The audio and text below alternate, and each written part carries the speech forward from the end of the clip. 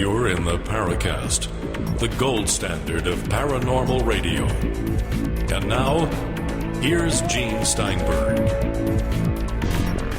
So imagine if you build up a business for about 35 years, and this big media company says, we'll buy it for $4 billion.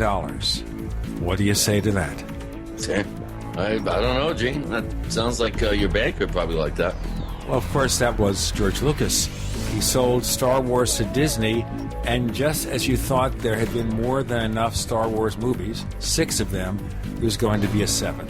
And an 8th and a 9th. I can't wait. No, I take that back. I can wait. Does the world need more Star Wars? Think about that. Do we really need that? Evidently Disney thinks so. You know, we were going to have some fascinating guests on, and you can tell me the story, but this particular guest situation, I think it was 2 people, right? Where they felt that 2 hours was too long to do a show and then decide 2 hours wasn't enough. Would you explain this to me? Well, we called Tom and Lee Butler, who have a trans communication website. They're out of Nevada. They've been involved for many years in EVP research and other ghost-type investigative work. And, yeah, we were asked by one of our listeners, if we'd like to have some help getting some guests, and they were suggested to us, so we contacted them. And at first they kind of balked and said, well, we're really busy, and 2 hours seems like an awful long time. And then we booked a taping session with them, and then they canceled, saying that 2 hours wasn't enough time to cover all their material. So I don't know. I guess you can't be all things to all people out there. Well, this is part of it right here. It's either too long or it's too short. And I know we had someone else interviewed, a year or 2 back, where we played recordings of EVP effects. Mm-hmm. And we didn't have enough time over the time it takes to record the show to cover all the recordings. We had to kind of gloss over a few things. So it wasn't sufficient, but we still had a pretty good show. Yeah, that was with Michael Esposito, if I remember correctly. Michael Esposito was one of our more fascinating interviews. And I'm kind of sad that these other guests, after all this, decided not to come on. Maybe they heard of our reputation. Our reputation preceded us? Maybe. Well, you've also been trying to get that time traveler on the show. Bisaggio. Yeah, and Andrew Bisaggio. Right. And Richard Doty and Whitley Strieber. We've had a number of guests that have expressed, interest in coming on the show, and then we book them and they cancel out. Well, Richard Doty is probably the flakiest of the bunch, I think. Yeah. Because he is so defensive about what he does, and you think if the guy has the guts to perpetrate all these disinformation schemes or downright hoaxes, like a Project Serpo, or maybe he was responsible for MJ-12, but one of the people responsible for the MJ-12 documents, somebody who has the guts to do that would have the guts to sit for a couple of hours or so on a radio show and let us ask him questions. He's an intelligence agent or an intelligence officer. He can't answer questions. Yeah, exactly. Oh boy. Well, maybe the show's reputation does precede us to a certain degree. Well, I think we're pretty easygoing guys. We don't really get too, in people's faces unless they create an opening that demands that. And of course, we're going to jump through that opening. Well, at that point, they deserve it. For example, we get criticism sometimes when we have a guest who tries to filibuster. And let me explain about filibustering first. Filibustering is like you used to be able to do in Congress, but not anymore now in the Senate. You just say, I want to filibuster, and they say, okay, you're going to filibuster, and therefore it's a filibuster. You don't have to sit there and read telephone books or anything like that and sit up all night. We have guests who don't seem to understand this is a commercial radio show, and every 9-10 minutes or so we have to do a break. So they go on and on, so I stop them. Or they say something that appears to me to be particularly dumb, so I stop them and say, wait a minute, let's talk about that. So, of course, you then get listeners who say, why did you interrupt the person? Well, it's because they can't just talk and talk for 2-3 hours without interruption. Maybe they can do that without taking a breath. Maybe they have iron lungs. I don't know. But there are times we have to break and we have to ask a question. It's as simple as that. Now, just to go back to the U.S. Senate, I was thinking of a Star Trek episode where they had a computer on both sides of a war playing computer games. And when they kill somebody, the physical representation of that person had to go into a disintegration chamber. They said, well, you've just been killed. I didn't do anything. Yes, but the computer defeated you on the screen, so therefore you're dead. So, of course, that war ended when people were made to realize you can't do that. You can refuse. You have the right to refuse to be killed, in which case they were faced with the prospect of having a real war with real physical damage, and suddenly they said, let's settle this. So maybe the way to eliminate filibusters in the U.S. Senate is to say that if you want to filibuster, that's fine. You get up there and you read the phone book for 3 or 4 days and see how you like it. That will stop it real fast. Yeah, I didn't know that they changed the rules. Right. You just basically say, I filibuster. They don't sit there. It's not like watching those movies from the 1940s where James Stewart is sitting there with the phone book. Yeah. Boy, they're sure making it easy on themselves. They make all that money, and now they don't even have to get up there and filibuster and pee in a bottle or something. Well, I understand they have a special price on catheter tubes in Congress. But I think the reverse is true. They just take extended vacations. Of course, some people would prefer that they take extended vacations for, like, ever. Yeah, a permanent vacation. That would be right. That would be much more interesting. There you go. But we have some really fascinating shows that are coming up. And I believe you booked one for next week, as a matter of fact. I did, actually. We're going to have to book 2 because I'm going to be gone to Palenque. Okay. I hope it's not contagious. Well, we'll see. I really love it down there. It's the highlands of Chiapas, just above the Guatemala border. It's the zenith of the classic Maya. And the city of Palenque is just absolutely gorgeous. The howler monkeys and the wonderful people down there, the wonderful Maya. It's going to be quite fun. My Zuni friend Clifford Mahudi was going to go down with us, but we were unable to find a suitable dialysis operation for him. He does undergo dialysis, and so David Childress has decided to take his place. So that's going to be fun. I've never actually traveled outside the country with David, so it's going to be a lot of fun. Might be some interesting experiences. We'll get you both back on here with a on-scene report from both of you. But today we're going to go to Missouri. Yeah. Okay, right. We have Margie Kay, who's going been to Kansas City. Kansas City, here I come. Margie Kay, by the way, is a former professional musician, but she's also been researching UFOs and the paranormal for over 30 years. And currently she's Assistant State Director for Missouri MUFON and Director of something called Quest Investigation Group. But she's here to talk about a UFO flap. What was the last UFO flap? Well, there's been one in the Kansas City area, as visitors to the Paracast forums know full well. So she is going to be talking about that, about all sorts of paranormal events such as cattle mutilations. Yeah, right next to the airport. Right. Some weird stuff is going on in Kansas City, and it almost makes me feel, well, maybe some other people want to go to Kansas City, but maybe I want to stay away for a while. But now we're going to lose all our listeners in Kansas City because of this. But there have been a number of really unusual cases. She has been in the thick of it, and apparently she's writing a book called The Kansas City UFO Flap. So she has been collecting all this information, and this, my friends, is going to be a pretty hardcore nuts and bolts UFO-oriented episode. But with the cattle mutilations and other stuff going on, it's not all about UFOs. There have been other things happening, fascinating things, maybe frightening things, and you're all going to want to know about it. So once again, our guest is Margie Kay. She is the Assistant State Director for Missouri MUFON, and I don't think we'll get into the office politics at MUFON at this particular point in time. She's got a lot of good work to talk about. With Gene and Chris, you're in the Paracast.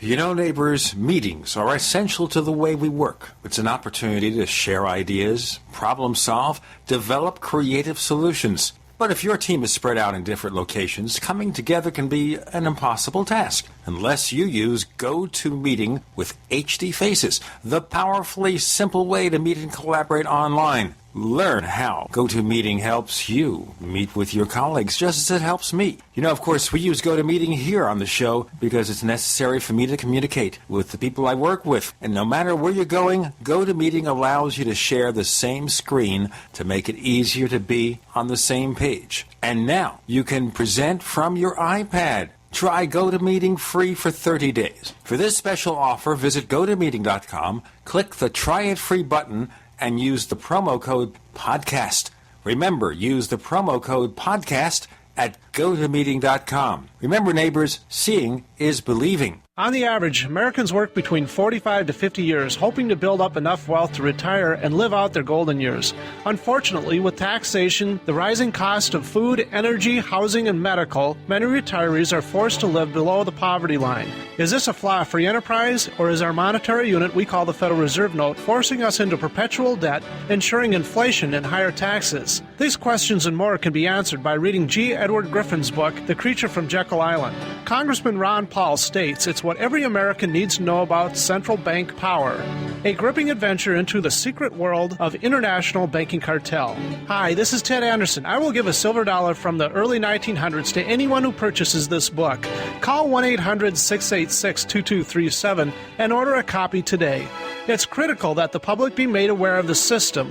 Call and order your copy today at 1-800-686-2237. That's 1-800-686-2237.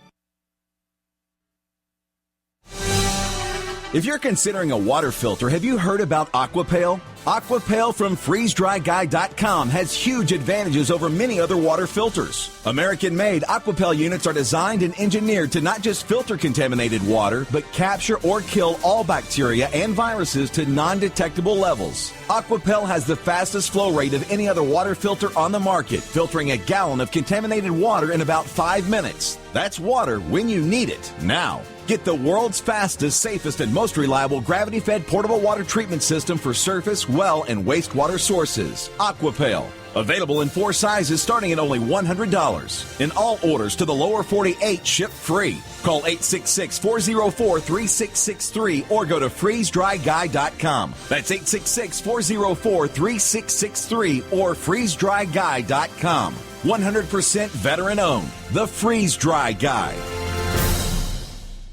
My name is Stephen Hewer. After 22 years of nutritional counseling, I've observed that most brain malfunctions have at their roots some form of toxicity and brain damage. So whether it is poor memory, poor focus, lack of creative thinking, or more serious matters like inability to focus, speak normally, or remember things, the emphasis to getting one's brain working optimally needs to be on detoxification. One World Way supports your body's #1 means of detoxification, which is glutathione production. My name is Angie, and my son has suffered from borderline autism and constipation.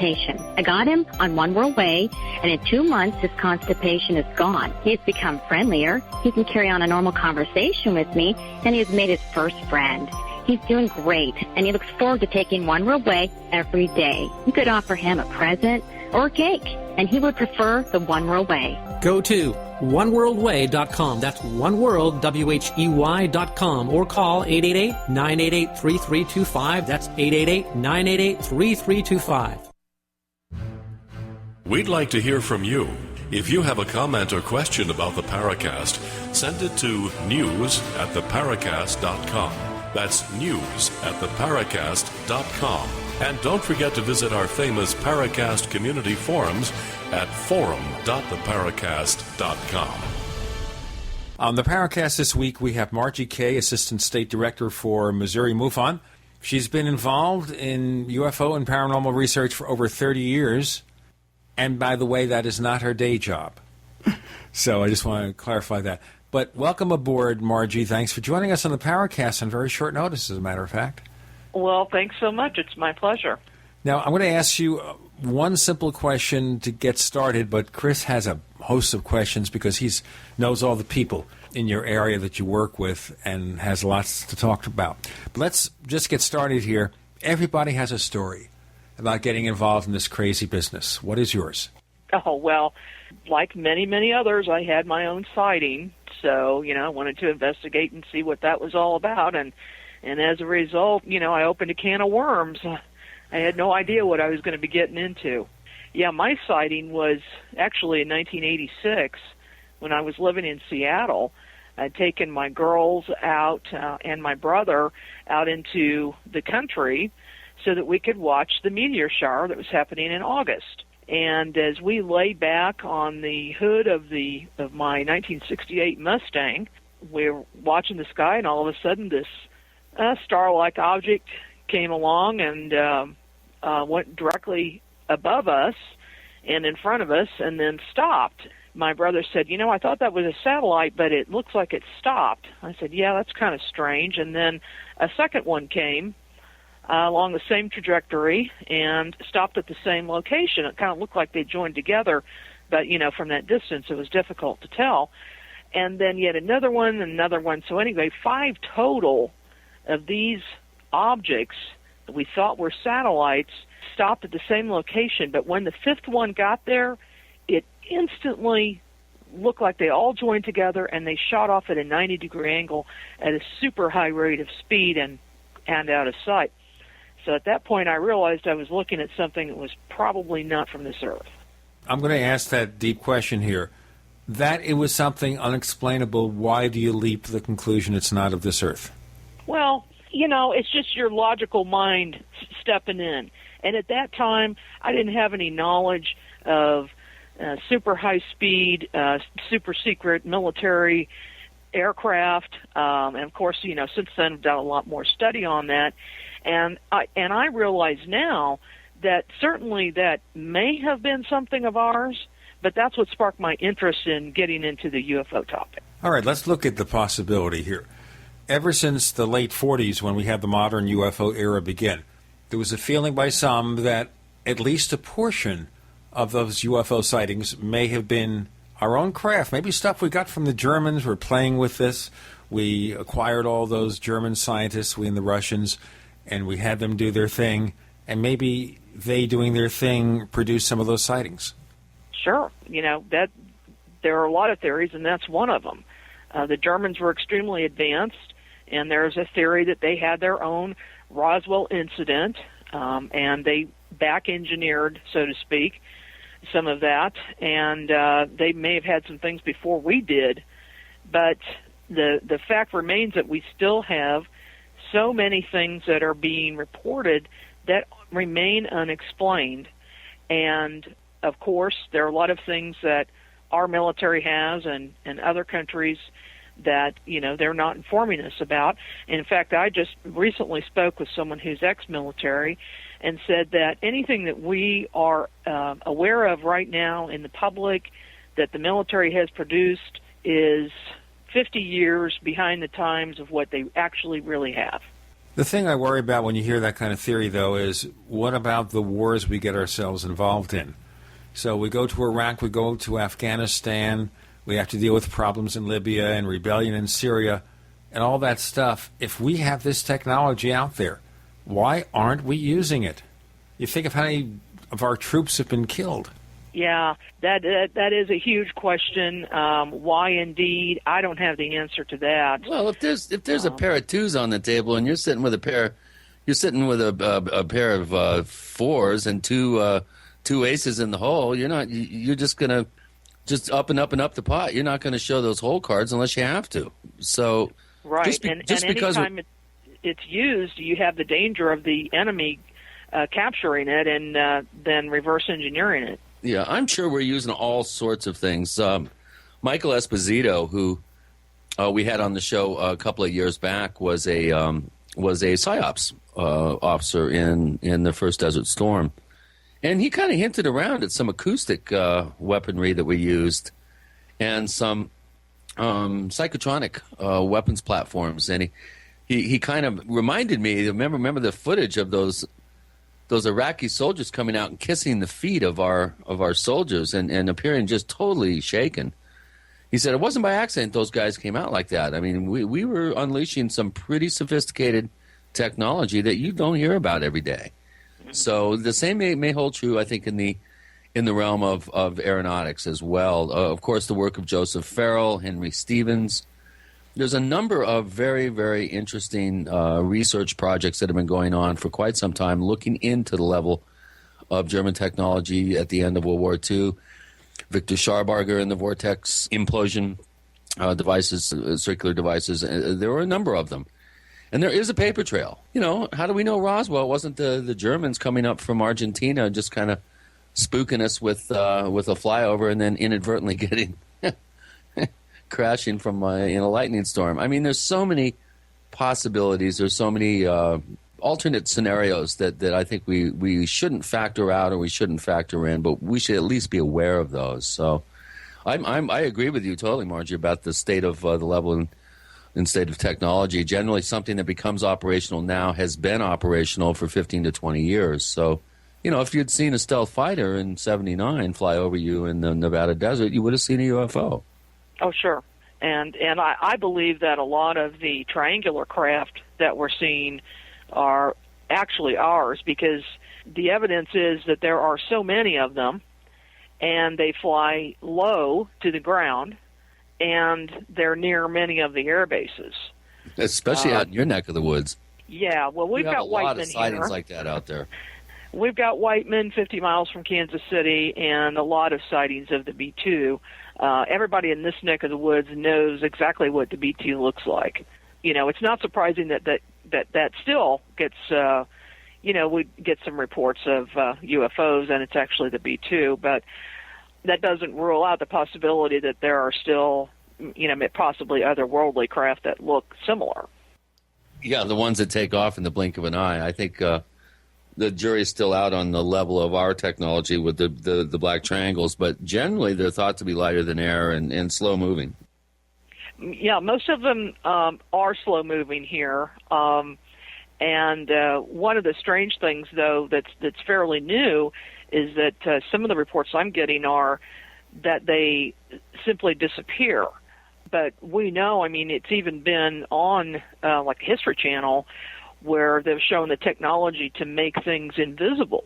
Right. And with invisible suits, or on the planes themselves, they put cameras on the opposite side.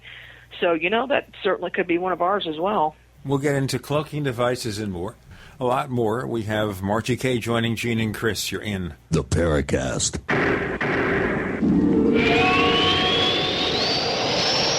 The GCN Radio Network, providing the world with hard-hitting talk radio. GCN. Great talk radio starts here. If you want to get your website online and you need reliable service, first-class service at the lowest possible price, there's only one place to go. Well, DreamHost has a special promotion with our show where they'll offer you unlimited disk space, unlimited bandwidth, one-click web apps such as WordPress, 24/7 support. You can save over $55. You want to know how? Go to dreamhost.com/radio, dreamhost.com/radio. Fate Magazine provides true reports of the strange and unknown. Keep up with the latest on angels and miracles, psychic phenomena, ghosts, UFOs, life after death, and much, much more. To receive your free issue of Fate Magazine, call now at 1-800-728-2730 or visit their website at www.fatemag.com. That's 1-800-728-2730. What are you waiting for? Your fate awaits. If you owe the IRS back taxes, listen carefully. Sweeping changes to IRS policies will help more people than ever eliminate their tax debts once and for all. And now, I can help you reduce or eliminate your tax debts and end your tax nightmare. Hi, I'm Dan Pilla. I've helped thousands of people reduce and eliminate tax debts they couldn't pay. And after more than 30 years of experience dealing with the IRS, I can tell you there's no such thing as a hopeless tax case. And with the IRS's new policies, it's easier than ever to put your tax debt behind you once and for all. Call now at 800-346-6829 to learn how I can help you. You know your IRS debt will not go away by itself, but you don't have to live in fear anymore. Call 800-346-6829. Learn how I can help you eliminate wage and bank levies, release tax liens, and negotiate a settlement with the IRS that will put your tax nightmare behind you forever. Call 800-34-NO-TAX or go to taxhelponline.com. That's taxhelponline.com. The worst drought in 50 years continues, and the first 6 months of 2012 marks the hottest half year on record. 78% of the Midwest Corn Belt is in drought conditions. Not only corn, but soy, alfalfa, fruits, vegetables, and wheat are all impacted, raising prices. The cost to feed livestock is forcing farmers and ranchers out of business, blowing up your food prices. The only strategy to counter this is to freeze your food cost at today's prices by getting your own supply of foods from eFoods Direct now. As the price of raw ingredients increases, eFoods will have to raise prices too. Now is the time to get your supply. I recently increased my supply from eFoods Direct because we have all known this was coming. You know about their delicious long-term storable foods. The fact is you can eat it any time to save money today. And because it stores for 25 years, you're locking in today's prices and avoiding the rising food cost. Don't wait. Call 800-409-5633 or go to efoodsdirect.com/Alex. Call 800-409-5633 or efoodsdirect.com/Alex. You can bet your life on eFoods Direct. That's what it sounds like when a burglar kicks in the door of a dark house that looks like no one is home. Don't let your home be the next target. Make it look like someone is home watching television with Fake TV. Fake TV is a small electronic device that makes the same light as a real television. So from outside, it looks like someone is home watching TV. Fake TV plugs in just like a lamp on a timer, but is far more convincing to burglars. Fake TV deters burglars, costs far less than an alarm, and is highly recommended by numerous police departments. Use it anytime you're away from home. To order your Fake TV for only $34.95, go to faketv.com or call 1-877-5-FAKE-TV. Each additional Fake TV is only $29.95. So get one for you and one for a loved one for safety, security, and peace of mind for both of you. Call 877-5-FAKE-TV or go to faketv.com. Faketv.com, the burglar deterrent. Hi, this is Don Ecker, and you are tuned into the Paracast. Let me tell you what, you're going to hear stuff here that you probably won't hear anywhere else. Hear that, George Snorri? Margie Kay, who is the Assistant State Director from Missouri MUFON, joining us. We're going to be segueing into the Kansas City UFO flap momentarily, but right now we're talking about secret weapons being mistaken for UFOs, about possible cloaking devices and stuff like that, advanced technology. But do you think you folks at MUFON have a pretty good handle over which sightings are possibly caused by secret weapons and which are just unexplained? Oh, no. No, I don't think we have a handle on that at all. I think we're all in a learning phase and we wish in a fact gathering phase. If we knew that, we would have the super top secret clearance somewhere, but that's not the case. Those of us foot soldiers on the ground are, our job is to collect evidence and report that, and file it, and others actually do. I don't know what they do. They'll review that and, maybe investigate it further, but, in some cases I don't think they get investigated any further than what we do on the ground. Now, one thing I'm going to ask about this, when you talk to people who've had UFO sightings, do you probe into whether they've had other paranormal type encounters? Well, that's not a standard thing with most of what MUFON does. However, we do have some fairly new questions on our report form that have to do with that. So, yeah, the consensus is that when a person has a UFO sighting and reports it, generally what we find is that there's more to the story. And so in questioning, after the basics from the sighting have been obtained, we'll find out that they have had other UFO sightings, maybe close encounters, maybe some paranormal events happen. And it seems to be pretty common that people who are ET experiencers or UFO experiencers, that's what we call that category, do have other strange, unexplained things happen. Well, let's look at the story of Kansas City, what's happening there. Is there a large history, for the benefit of our listeners, of lots of UFO encounters in and around the Kansas City area? Well, historically, we had a UFO flap in Missouri in 1973 and 74. And this coincided with many Bigfoot sightings as well across the state. In fact, they call Bigfoot here the Missouri Momo. And a lot of people think the two of those phenomena are related. But from that period until 2011, Missouri was actually pretty quiet. We didn't have a whole lot of sightings. If you go back through the archives, there's very little there. We did have, in the year 2000, I'm sure you remember the big Illinois UFO flap where they saw this, well, I don't want to call it a flap because it was a single sighting. A large triangular craft flew over many counties in Illinois and actually traced the path of this. Well, we just recently got a report from a fireman in Missouri who saw the same thing. So it actually, now we can follow that path into Missouri and then going north, and this is on the west side of St. Louis in that general vicinity. Well, other than that, one big thing, there hasn't been much. And then in 2011, we just started getting inundated with a lot of sighting reports, and starting with, in April of 2011, starting with a retired police officer in Raytown, Missouri, which is right next to Kansas City, saw not only a triangular craft over his backyard, hovering, but an entity in his backyard. And that's when the craziness just started. I mean, it was like this floodgates opened, and we started getting reports increasing and increasing every month, and levels of high strangeness with close encounters and missing time and paranormal events associated with these things, until we get to October of 2011, when we had 87 sighting reports in the state. And we were actually, we had more reports in our state than anywhere else in the world during that month. So the cause of some of that has been determined. We found that there were two flying teams in October on the 4th and on the 31st that flew over the Chiefs Stadium here. They're unusual, in fact, that most people had not ever seen anything like this. And what they are is this elite team that flies in close formation with 6 or 7 planes, and they have these very bright flashing strobe lights all over the planes.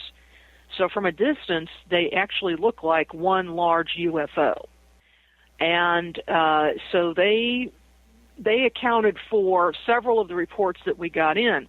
However, that was only 4 or 5 reports out of the 87 for the state. So we still have a lot that are unexplained.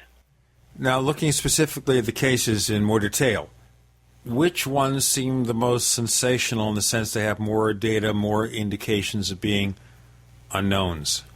Well, let's go back to May 7th, 2011. I went to do an investigation in St. Louis and interview a man there who claims to have been in contact with ETs since he was age 12, and he's 63 now. Now, contact in the sense of meeting physical beings? Meeting physical beings at specified locations once or twice a month is when this man claimed to have done this. Now, there a series of events occurred which made me believe that this might have been the real thing. And so I went out and interviewed this man. When we got to the location where we were going to do the interview, my camera battery completely drained. I picked up another battery, installed it, and I have a really good Sony professional camera, video camera. And then that one completely drained. So I was not able to use my camera, but Debbie Ziegelmeyer was with me. She's our state director, and so she videotaped the interview. I interviewed this man for 2.5 hours, and right at about 30 minutes before the end of the interview, suddenly the energy about the area changed. And I'm only telling you this story because I think it's related to the Kansas City events. The energy about the area changed? How did you sense that? Well, it was just something that it's difficult to explain, but I noticed that there was something different going on, and my attention was drawn to the sky above us and slightly to my right. So I just very quietly said to Debbie, film up there, and I pointed. And then I continued my interview with this gentleman. And so she aimed her camera in that direction, and she took some video and stills, even though we couldn't see anything with the naked eye.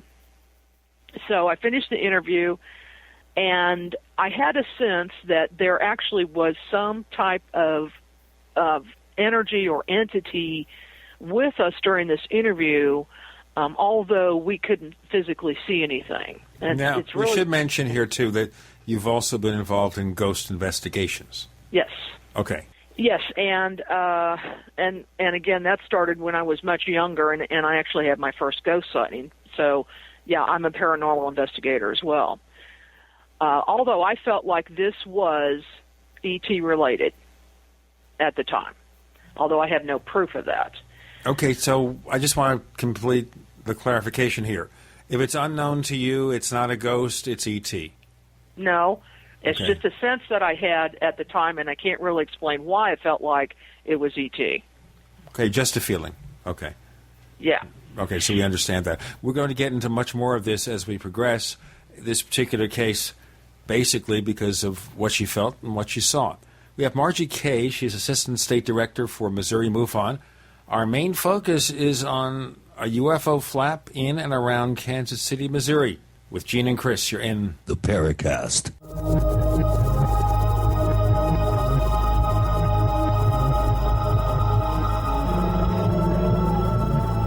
America's #1 source for independent talk radio for over a decade. We are the GCN Radio Network. We also have swag. You know, we have all these exclusive Paracast things that you can buy. We've got like, I guess, 60 or so different items. And entails T-shirts, sleeves for notebook computers, iPad cases, mouse pads, the Paracast Jumbo Tote Bag, all sorts of T-shirts and jackets and stuff like that for men and women. We have a Paracast aluminum water bottle. All this stuff, you go to store.theparacast.com, store.theparacast.com.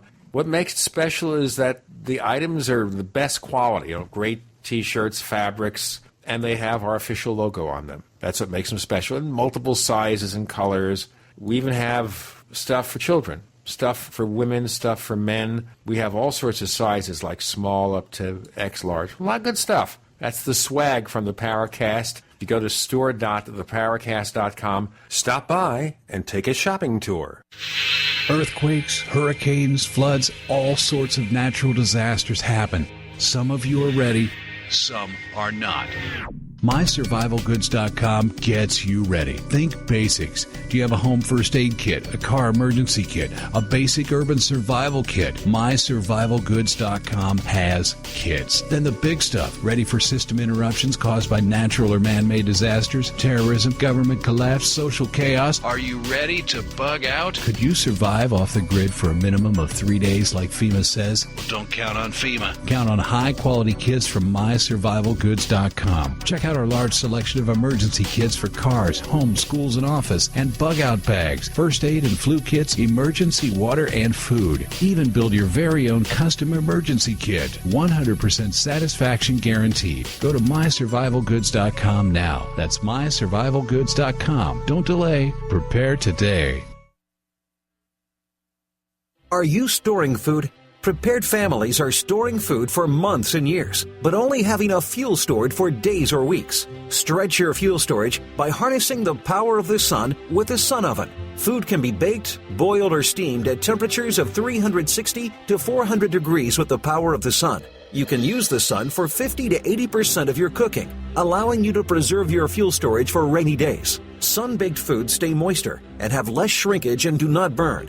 Sun-baked roasts are tastier and more succulent, and sun-baked bread has unparalleled taste and texture. Water can be heated in a sun oven for purification or personal hygiene.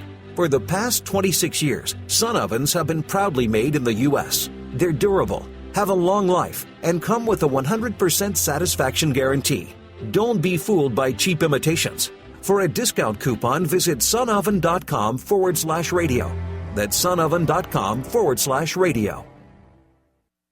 Alex Jones here with a message that could revolutionize health in this country. Going back about a year and a half ago, I began to learn about the incredible health effects of longevity products. Aaron Dykes lost 92 pounds. We're going to show you some before and afters. Aaron, break down what happened, your story. I've worked really hard with diet and exercise to try to lose weight, but I just didn't get the results. It just didn't happen. Then I saw what you were doing with InfoWarsTeam.com. I wasn't even trying to lose weight, but I got it because I wanted to feel better energy. I wanted that nutrition. Didn't even understand how that could kickstart my own weight loss goals, but the products did that for me. I found myself suddenly losing weight, more energetic, wanting to exercise, wanting to eat the right foods. And they don't even advertise it as weight loss. I want to challenge our radio listeners to go to InfoWarsTeam.com. Sign up as a distributor and get wholesale pricing discounts at InfoWarsTeam.com. This is Leslie Kane, and I'm with the Coalition for Freedom of Information, and you are listening to the Paracast. With Gene Steinberg and Chris O'Brien, we join Margie Kay, who's telling us about some unusual encounters in Missouri. And you were telling us, in this particular case, you had the feeling an ET was there, but you didn't see it. That's correct. Okay. And, did anything show up on Debbie's camera? Or yes, it did. Okay. Yes. There were some anomalous things showed up in that photo, and the photos that she took. In a couple of them especially, you can tell that there's something in the clouds, right in the area where I pointed. So I had a sense that something was there, didn't see it, asked her to photograph it, and then it showed up on the photo. Now, I don't really understand how this works, but it's some form of sensitivity that I have to these things. And that's all I can say. I don't really understand how it works. So, anyway, how this leads to Kansas City. I left St. Louis, drove to Kansas City. I am on I-70 right outside of Odessa, which is not far from Kansas City.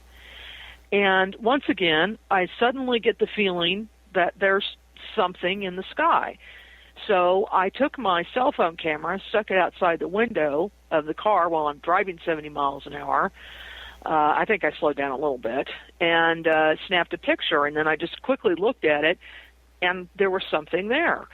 So I pulled over at the Odessa exit, looked outside my vehicle, and I could see nothing, but I still sensed there was something there. So I took another picture, and there is this picture of a UFO. I mean, this brilliant UFO is on there. So I had a sense that this was related to my interview in St. Louis, that this UFO actually followed me back to Kansas City. Now, of course, this is only a speculation. I have no proof that this is actually what happened, but over the next week, some very strange things would happen. The next day, people in Blue Springs, Missouri, which is not far from where this incident occurred, I mean, we're talking about a few miles from this, people started reporting hearing Apache helicopters leaving the Lee Summit Regional Airport, which is a small airport, and those helicopters have never been seen there before by anybody that I've talked to. And they would see and hear these helicopters. One would go up, the other one would come back, and then another one would go up. For 24 hours a day, they were going in what appeared to be search patterns in that area. And on the seventh day, they were gone. On the sixth day, that night. The next morning, we got a report from an insurance agent and 3 other people who had stopped on I-435 in Kansas City, and they reported seeing 125 orange balls of light shooting up from a tree line right along the highway and then going up into the sky, into the clouds, at the exact same location.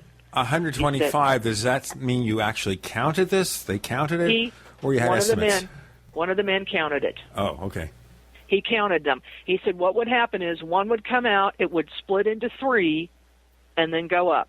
And another one would come out, split into 3, it'd go along this tree line at about 60, 70 miles an hour, and then go up in the sky. And they all went to the same location above the clouds. They couldn't see, what was there above the clouds, but, here are these balls of light.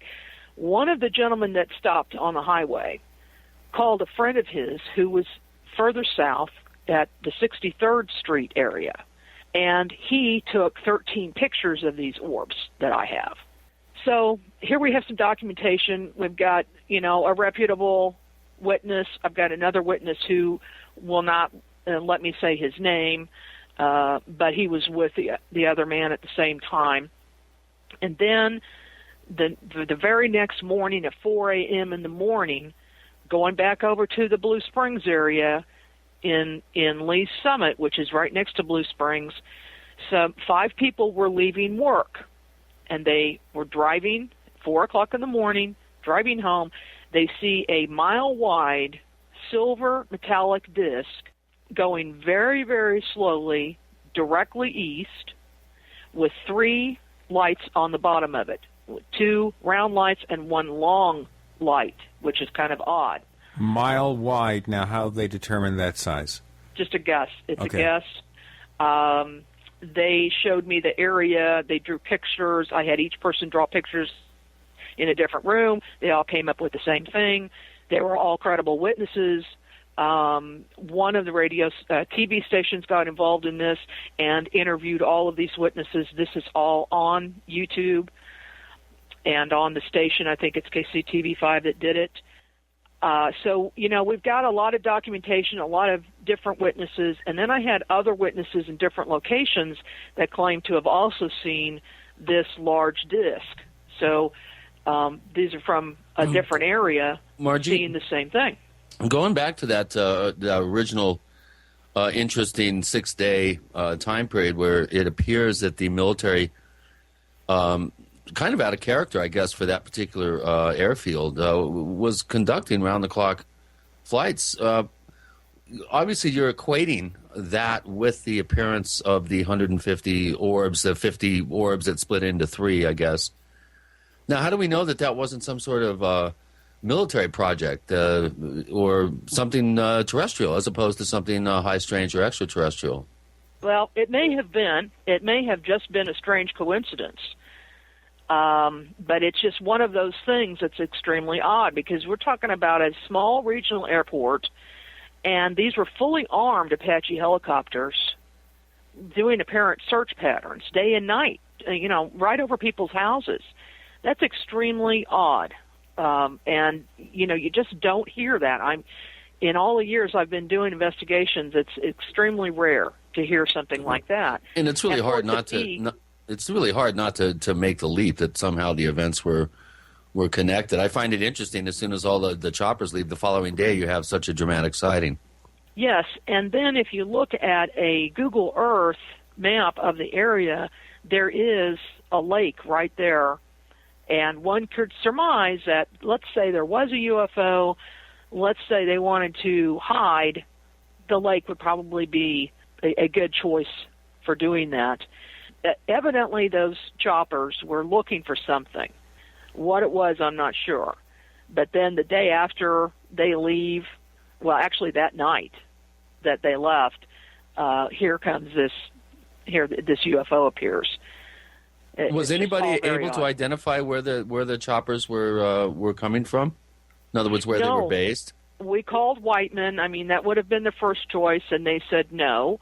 We called Fort Riley in Kansas, and they said no. We called Strategic Air Command in Omaha, and they said no.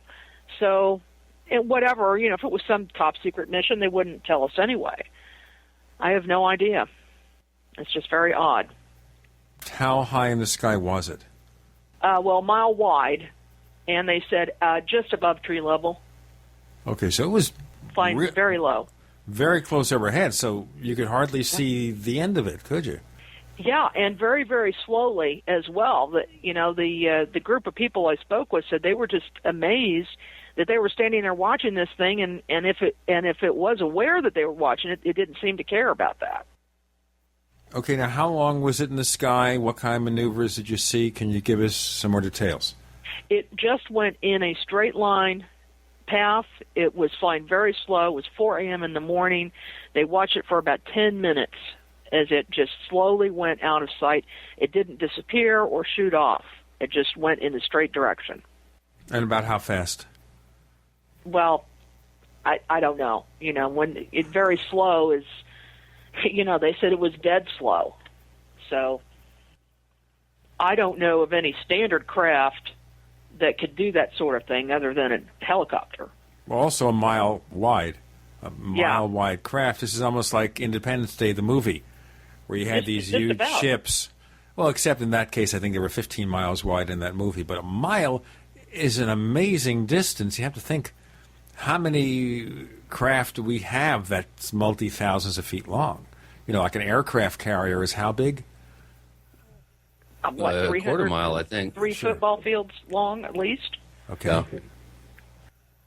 Yeah. And this, also it's headed east, which is the direction I'd come from St. Louis.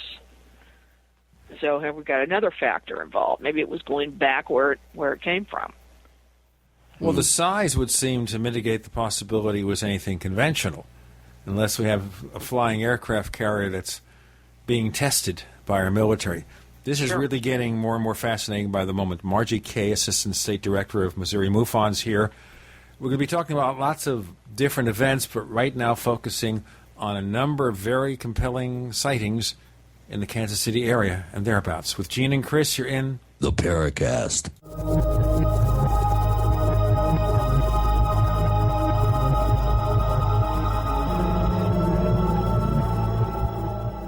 Are you tired of searching for great talk radio? Something more important. Search no more. We are the GCN Radio Network. Hi, this is Ted Anderson. If you'd like to listen to GCN programs on the go, I have great news. GCN has created a Droid and iPhone application, and it's free. Just as easy as going to GCNlive.com, click on the banner, and download. Before you know it, you'll be listening to your favorite hard-hitting GCN shows, live or on demand, right on your Droid or iPhone, 24/7 and on the go. So download the Droid and iPhone app free by clicking on the banner at GCNlive.com. Thanks again for listening to GCNlive.com. Again, that's GCNlive.com. We the people grow cotton, weave fabric, engrave ink, embed strips and fibers to protect from counterfeit and carting to a private bank, having it lent back at interest, forcing taxes to service debt. This capitalism, or was Jefferson correct when stating a central bank issuing the public currency is a greater menace to the liberties of the people than a standing army? Ted Anderson, I'm placing a free silver dollar in a book that explains our monetary system. Call for your copy, 800-686-2237. It's time to understand the system. Call 800-686-2237. That's 800-686-2237.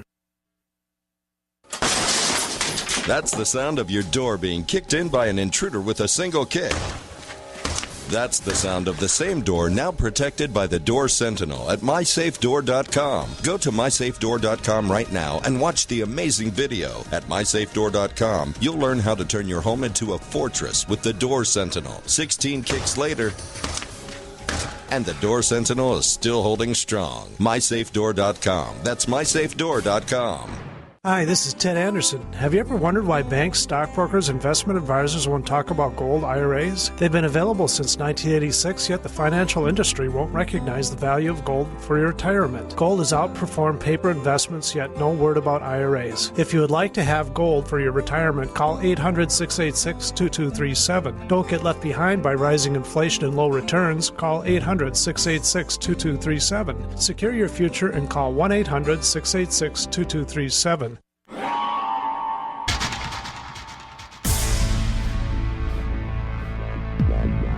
Welcome back to the Paracast, the gold standard of paranormal radio.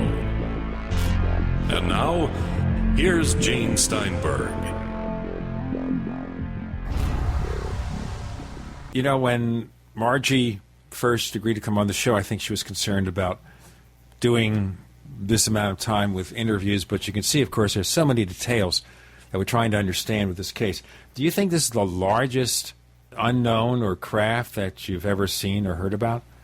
It is certainly no bigger than others. I've got other reports of mile-wide craft since then. So, that's probably the biggest. Okay, so this was in the vicinity of this location or elsewhere? The other two sightings that I can think of off the top of my head are South Kansas City, Missouri, some miles from that location on a complete different date, and I believe it was August.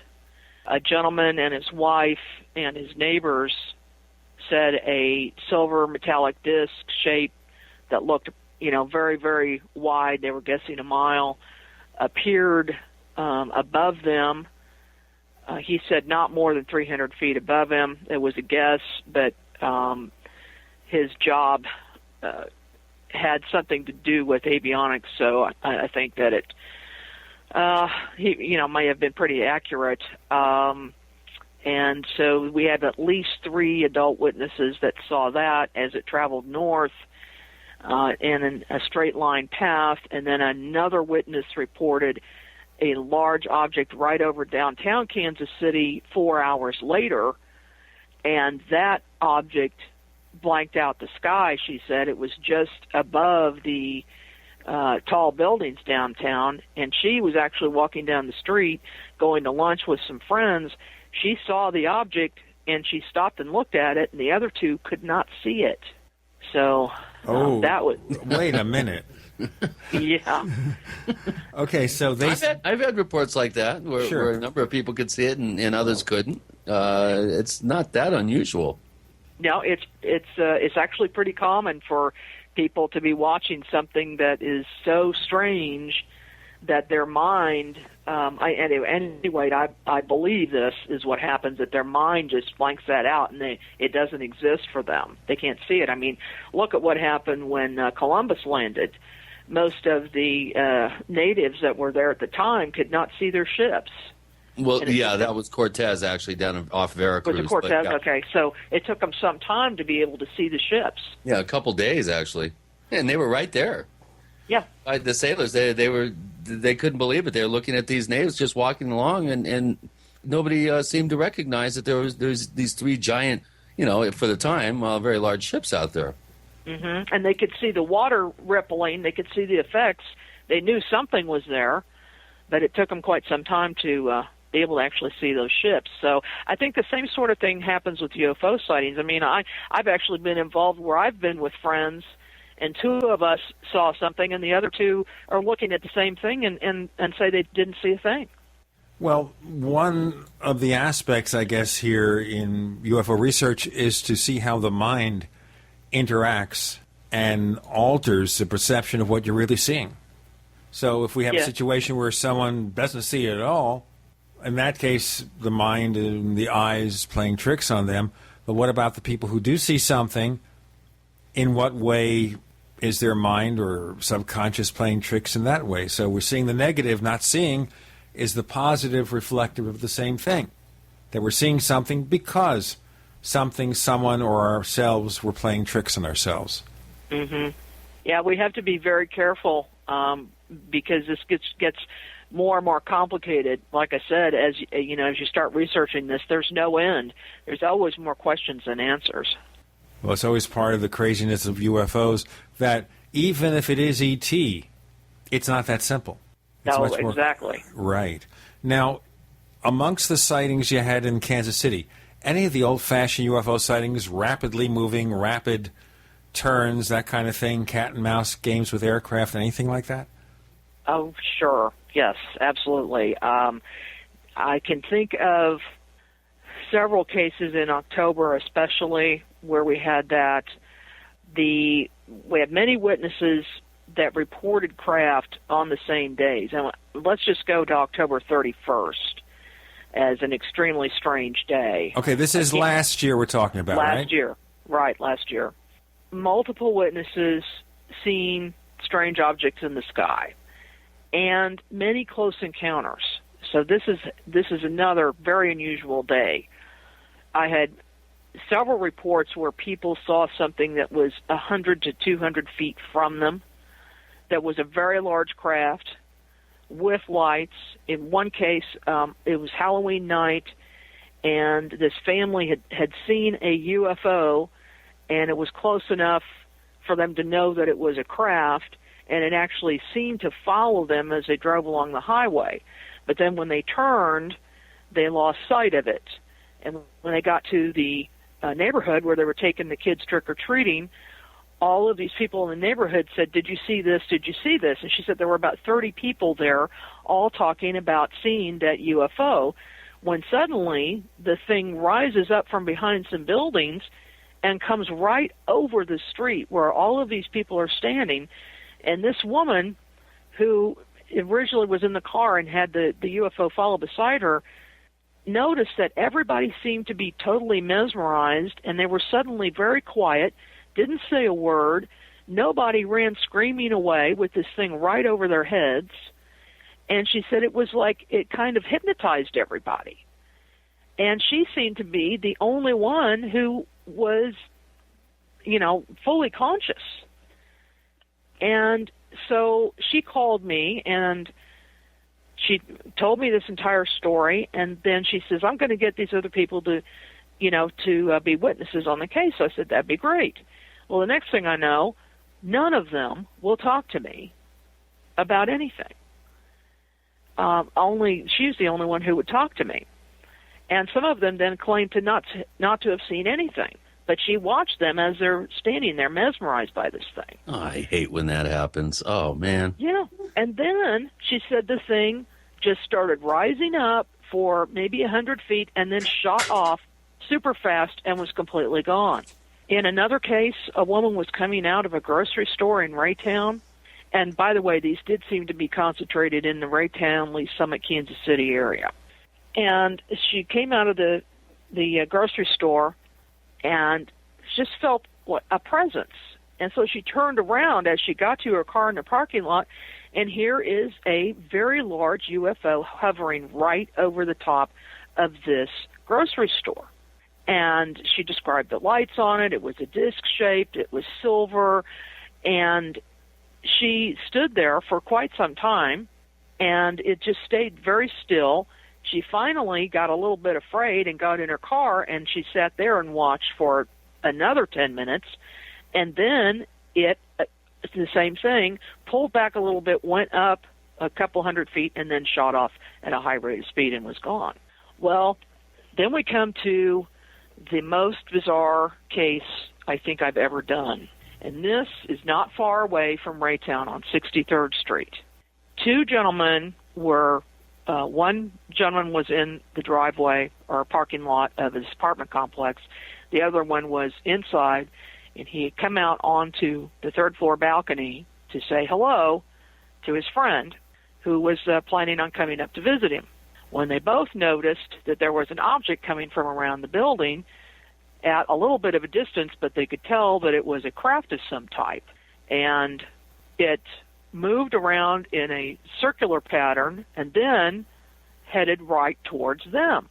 Then it approached, and it got very, very low, so it's at the same level as the third floor apartment. That's low to the ground. So we're talking about, what, 30, 40 feet? 40, 50 feet. Okay. And so the man on the ground walked towards it, and he said he felt like this uncontrollable urge, this pull towards this object. Even though he was scared, he couldn't stop himself from walking towards it. And I'll tell you what, we have to walk towards this. And after we do, we'll hear more about what happened next. With Gene and Chris, you're in the Paracast.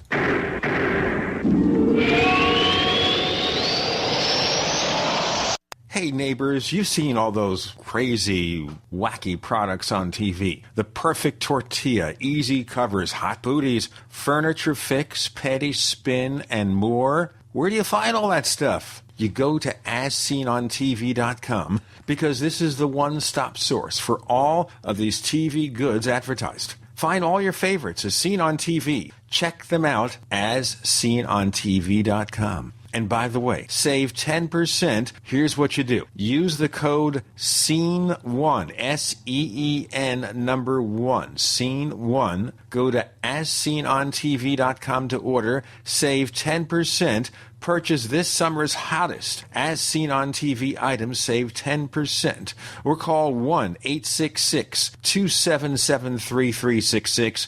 1-866-277-3366. The code SEEN1 to save 10%. Hi, this is Peter Cronschnabel from Midas Resources. As you know, federal government spending is at an all-time high, and inflation will be a direct result of the spending policy. European government and central bank spending policies have put the European Union on the brink of collapse. What are you doing right now to protect yourself financially? Are your assets working for you or against you? One thing is certain. Having physical possession of gold and silver will guarantee that no matter what happens to our economy or the dollar, your investment will never be worthless. And it will protect you from that hidden tax, inflation. If you've been thinking about investing in physical possession of precious metals or having an IRA in precious metals, I can help. Call me today, Peter Cronschnabel at 800-686-2237, extension 108. And I'll take the time to personally put together a portfolio designed to protect what you've worked so hard for. Call 800-686-2237, extension 108. You've worked hard your whole life, and I want to work hard for you. Call Peter at 800-686-2237, extension 108. Iodine protection packs from hempusa.org are now in stock for immediate delivery worldwide. Our iodine protection packs include microplant powder, green life kelp, red palm oil, and our clear roll-on iodine that will feed the body the iodine it needs. All iodine protection packs are in stock, save you money, and ship for free in all 50 states. Visit hempusa.org or call 908-691-2608 today. HempUSA.org has a revolutionary wonder food for detoxing the body and rebuilding the immune system. Microplant powder can help unclog arteries and soften heart valves while removing heavy metals, virus, fungus, bacteria, and parasites. Plus, it cleans and purifies the blood, lungs, stomach, and colon. Keep your body clean with microplant powder. Visit us at HempUSA.org or call 908-691-2608 today. Healthy soils grow healthy plants. So before you plant your survival garden this year, is your soil healthy? Maximize your crisis garden soil with EM1 from Terraganics. EM1 Organic Soil Conditioner, Fertilizer Amendment, and Compost Accelerant provides healthier gardens and faster, efficient garden composting. EM1 from Terraganics.com quickly improves soil structure by increasing nutrient availability and converting organic matter into soil humus. This improves seed germination and root growth, improves plant quality, size, color, flavor, nutrient value of fruits and vegetables, and improves shelf life. And when rain is not in the forecast, no worries. EM1 improves moisture retention in soils, helping reduce drought stress. Just like you prepare all else, prepare your crisis garden for maximum yields with EM1 from Terraganics.com. Order now at TERAGANIX.com or call toll-free 866-369-3678. That's 866-369-3678. Terraganics. Life's getting better. We'd like to hear from you. If you have a comment or question about the Paracast, send it to news@theparacast.com. That's news@theparacast.com. And don't forget to visit our famous Paracast community forums at forum.theparacast.com. Margie Kay joining us on the Paracast with Gene and Chris. A sighting involving a UFO, some 3 stories aloft, maybe 40, 50 feet, and this witness frightened but is compelled to walk towards it. Tell us more. Shades of Travis Walton. Oh, yes. And he did walk towards it, and he actually got up on top of this green electrical box outside the apartment building to get even closer to it. And he's filming this the whole time with his cell phone. Then he hears this really low wah wah wah sound, but more metallic sounding and electronic sounding, and then this like banging. He and his friend also heard this bang bang bang. In the meantime, the friend's wife came out, brought him his camera, so he's taking pictures. And there were some children in the area who had been playing and screaming and pointing and looking at the sky. But by that time, they had all run inside their houses. So we have the 3 of these people that are outside watching this, and then the thing turns up on its end, and then it's only like 8 feet above the ground at that point. And it's so the bottom of the craft is facing towards these men, and the bottom is all lit up, super bright lights, and a green mist of some type comes out of this and goes onto the man that's on standing on this green box. And what he remembers is just watching the craft during that time, but his friend said he was screaming at him to get away from it, and to wake up because it appears like he was in a trance. So he was put into some type of a trance state where he doesn't remember 20 minutes. Well, then I go to look at the photographs and the video, and here's where it gets very strange. There's a timestamp on all of the new digital cameras, right? The timestamp on the pictures says a date, and then it skips a date and a time, and then it skips to 20 minutes later in between the next picture. Yet both men were continually taking still photos and video during that time. So there's 20 minutes of missing photographs on each of these cameras. The next strange thing that happened is I was watching some of the stills that were taken by the gentleman in the apartment actually on his television screen. He hooked it up. He says, "You've got to see these." So I'm looking at these, and I just kind of instinctively said, you know what, I need to take some pictures off of your screen. And so with my own camera, I took some screenshots. Well, it's a good thing I did, because between the time that he handed that disc to me so that I could take it back to my office and get the pictures off of it, when I got back to my office and put it in my computer, there were no pictures on there. Man, I hate when that happens. Yeah. Isn't it weird how this stuff happens? I mean, in a 20-minute time span, how did anyone manage to erase those pictures? It's just bizarre. It's one of the most, and it's ongoing. The next morning, one of the men found himself at the Kaw River and doesn't know how he got there, woke up in his car. The object, let me tell you how it went away. It then rose up in the sky, turned back to the normal position, so it was bottom down, and then went north on I-35, and then shot very, very quickly out of sight in an instant. And then I've got other reports as we go north on 435 in the Liberty area, in Platte County and Clay County, of a UFO in that area. So, we've got some more witnesses to that.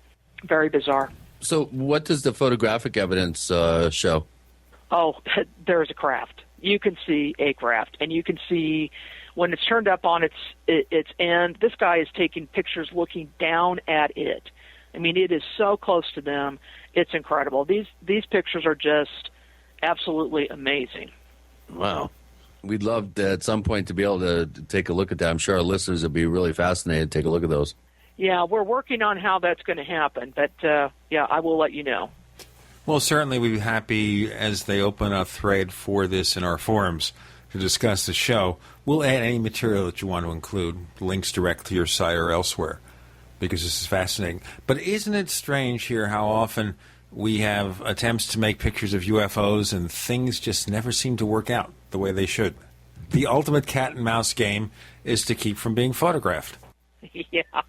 Yeah, it's, that part is certainly unexplainable.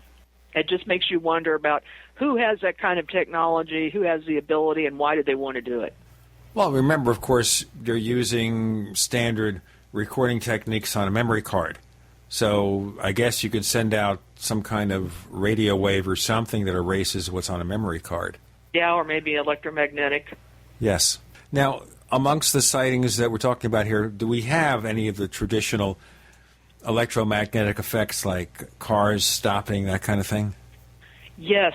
Radios showing interference, cell phones not working. In some of the other cases I've worked on, one of the women had lights, the Christmas lights are in her living room set up.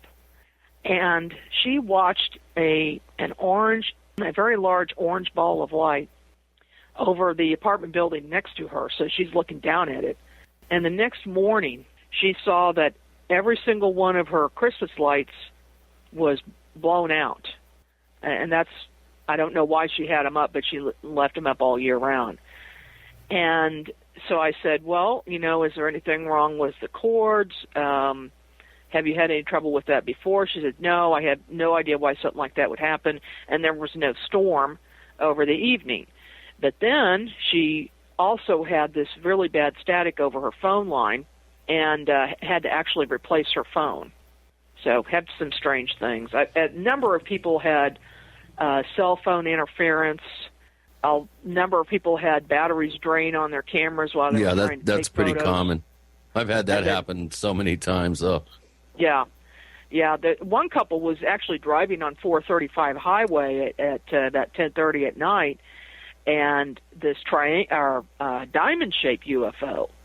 A diamond shape is pretty unusual, and it followed alongside of their vehicle for some time along the tree line, and then went over I-70. And as it did, and they are professional photographers, they tried to get pictures, and their batteries died. So they couldn't get any pictures, but they did a drawing for me. And that went over towards Kansas and then shot off very quickly, which is, you hear that a lot. We have Margie Kay, Assistant State Director for Missouri MUFON, talking about an absolutely incredible set of UFO sightings in and around Kansas City. I mean incredible. All the famous UFO effects, close encounters, we want to get into more, but certainly close-up UFOs, big UFOs, electromagnetic effects, cat and mouse games, so much more. With Gene and Chris, you're in the Paracast.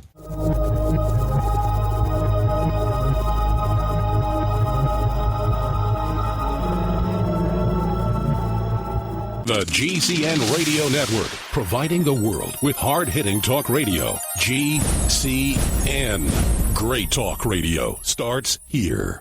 Graphic Converter is the image manipulation tool for the rest of us. It does not use any database. You get full control of all your files. Want to view the images of a folder? Drag it into Graphic Converter, and a powerful browser opens up to show your image files. You could use it for slideshows. You could use it to import images from digital cameras or from scanners. Need to do some image editing? You can do that too in Graphic Converter. Also print catalogs. Convert from so many formats I can't even list them. Download now to see if Graphic Converter is good for you, like 1.5 million other users. Guess what? You could save money when you buy Graphic Converter. Use the coupon code Night Owl. Use the coupon code Night Owl to get a special price for Graphic Converter. Go to lemkesoft.com. That's Lemke soft.com. Lemkesoft.com. Lemke soft.com.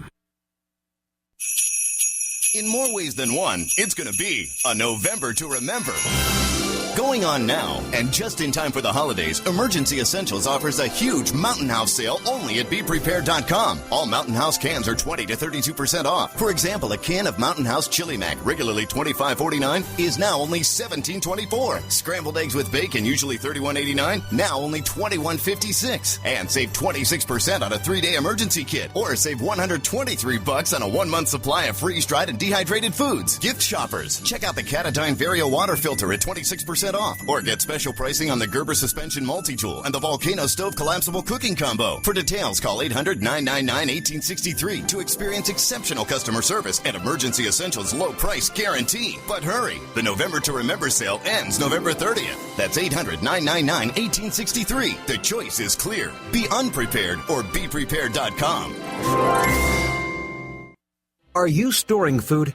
Prepared families are storing food for months and years, but only have enough fuel stored for days or weeks. Stretch your fuel storage by harnessing the power of the sun with a sun oven. Food can be baked, boiled, or steamed at temperatures of 360 to 400 degrees with the power of the sun. You can use the sun for 50 to 80% of your cooking, allowing you to preserve your fuel storage for rainy days. Sun-baked foods stay moister and have less shrinkage and do not burn. Sun-baked roasts are tastier and more succulent, and sun-baked bread has unparalleled taste and texture. Water can be heated in a sun oven for purification or personal hygiene. For the past 26 years, sun ovens have been proudly made in the U.S. They're durable, have a long life, and come with a 100% satisfaction guarantee. Don't be fooled by cheap imitations. For a discount coupon, visit sunoven.com/radio. That's sunoven.com/radio.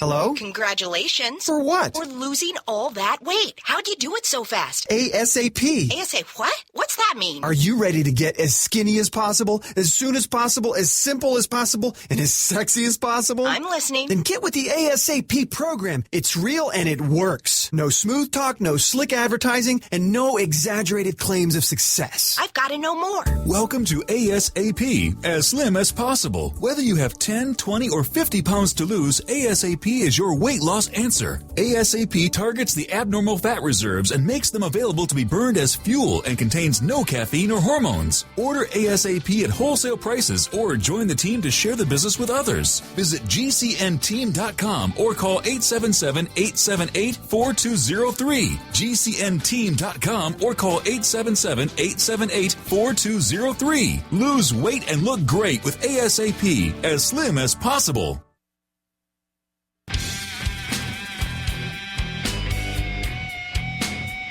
This is Kurt Sutherland, the author of UFO Mysteries, and you're listening to the Paracast.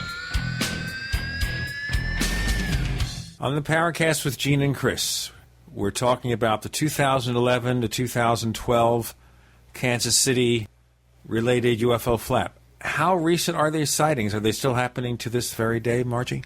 Well, as of the last 4 weeks, we have slowed down to a crawl again. So we had kind of a lull after October. We did have quite a few November, December, January, but then it went down to almost nothing. But then again in April, it started again. Only this time it was different.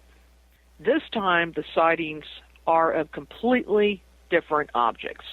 And so many of them that I have to believe it's the same object or there are multiple objects that are the same type of vehicle. What it is this. The first time I heard of this actually was from a TV reporter. He called me and said, "Have you heard about these sightings in Blue Springs?" So I said, "No, what are you talking about?" He says, I was out there last night and I saw something I can't explain. And I'm going back out there tonight. So I said, okay, I'm on it. I'm going out there. So I contacted the witness who made the first report and who reported it to the TV station. And I went out to this area that is just right by Independence. It's very north Blue Springs. The whole neighborhood was out. There were probably at least 20 people out in the streets. And they all had their telescopes and binoculars, and they'd been telling me that the night before they had the television reporter there, but that this had actually started a couple of weeks prior. They hadn't told anybody yet. I said, okay, well, what are you seeing? And they said, well, right at dusk, you see this super bright object appear in the sky. And it looks like a star at first. But as you watch it, it gets brighter and brighter and brighter throughout the night, and it flashes these multiple colors. Different colors could be green, blue, red, and white. I said, okay. Well, that wasn't the end of it. The news reporter told me that he and his camera woman were watching this object when all of a sudden, after about an hour and a half of watching it, it took off across the sky at a high rate of speed, went across the horizon, and went back to its original location and stopped. And he says, that is not a star. I said, no, you're right, that is not a star. What direction? Now, give us a sense of direction here. What was it? Rising in the east, or which direction were they looking in when they originally saw this thing? They were looking northwest. Okay, so that would preclude any sort of star rising. Obviously, I got my Google Sky Map out and I looked at it and I said, oh, well, maybe that's Arcturus, maybe. And then another one appeared, and that was in the southwest. And so I thought, well, maybe that's Venus. So get my Google Sky Map out. Venus is below the horizon, and it doesn't look like the right exact spot for Arcturus.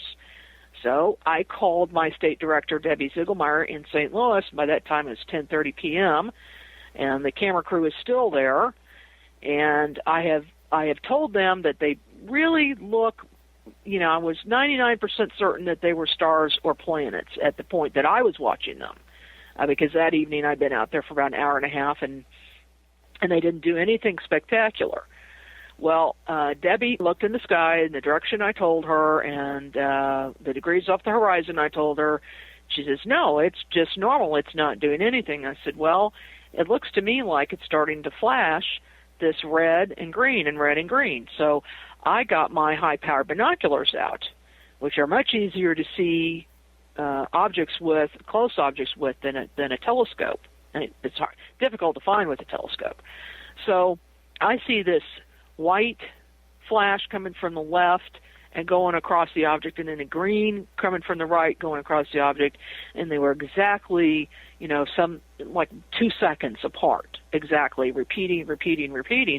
And I thought, no, that kind of rules out any atmospheric disturbance that you might see that could cause a star or a planet to flicker, because this was at exact timing. Well, then some more people arrived on the scene, and they pointed to the other object and said, come over here and look at this. They're all excited and yelling, and the TV reporters, all excited. He says, you got to see this. So I look at it through my high-power binoculars, and I see red, white, blue spinning, like something was spinning in a circle and making these lights appear like every second or half second, but it was, so I could count it. It was just way too exact. So it had to be some type of a mechanical object up there. So since then, I have seen that object at least 15 times myself.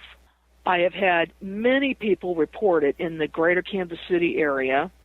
Sometimes people report seeing objects come out of this thing, go down to the ground, and then go back up into it as if they're smaller craft going down and then going up.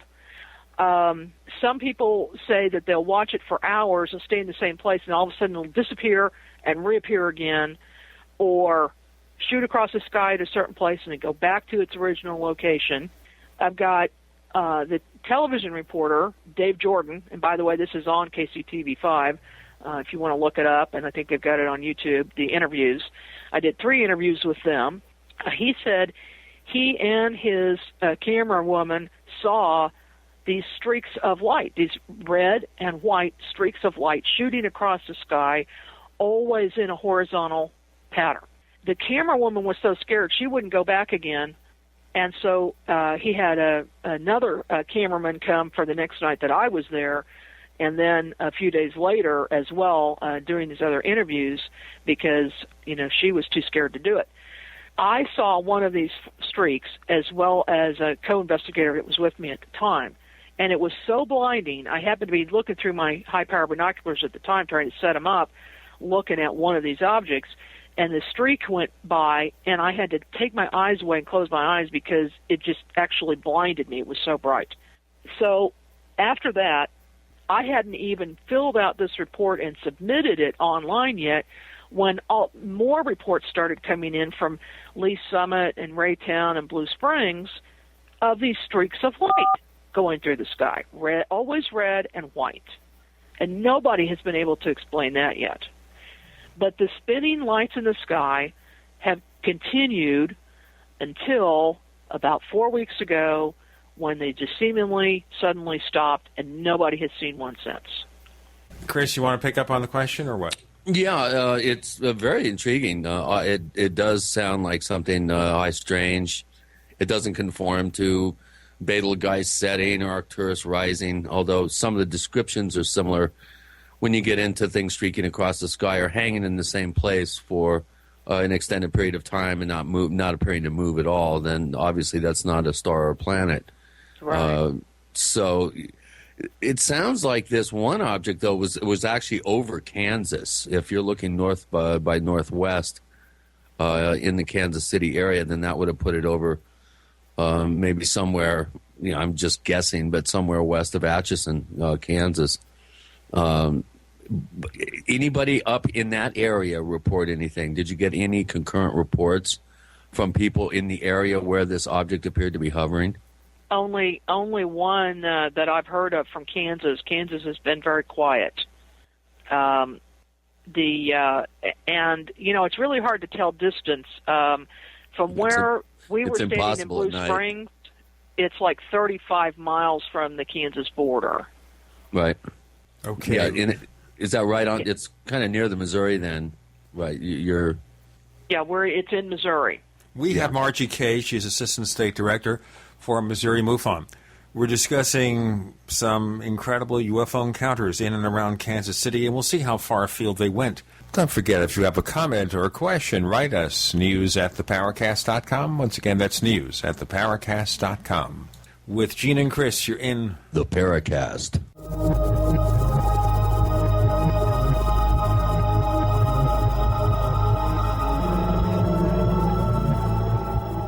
America's #1 source for independent talk radio for over a decade. We are the GCN Radio Network. Whether it's personal mail, whether it's business email, you want reliable, dependable delivery, freedom from spam, freedom from viruses. Well, Polaris Mail offers professional email hosting services for your personal or small business use. Each account uses 25 gigabytes of storage, an easy-to-use webmail interface, and full mobile sync. Sign up today for a 30-day free trial at polarismail.com, polarismail.com. So here's what happened. I was placing an order online. The site went down. It just stopped responding. It took hours before it returned, but I'd already placed the order with another company. If your site goes down, you could lose business. And if you have a business or personal site, you'll want to know it's easy to run and it will stay online. At iWeb, your site is hosted on one of the most reliable networks in the world. Check it out. iWeb.com. That's iWeb.com. What do you do when your propane runs out and you don't have a large amount of wood for cooking?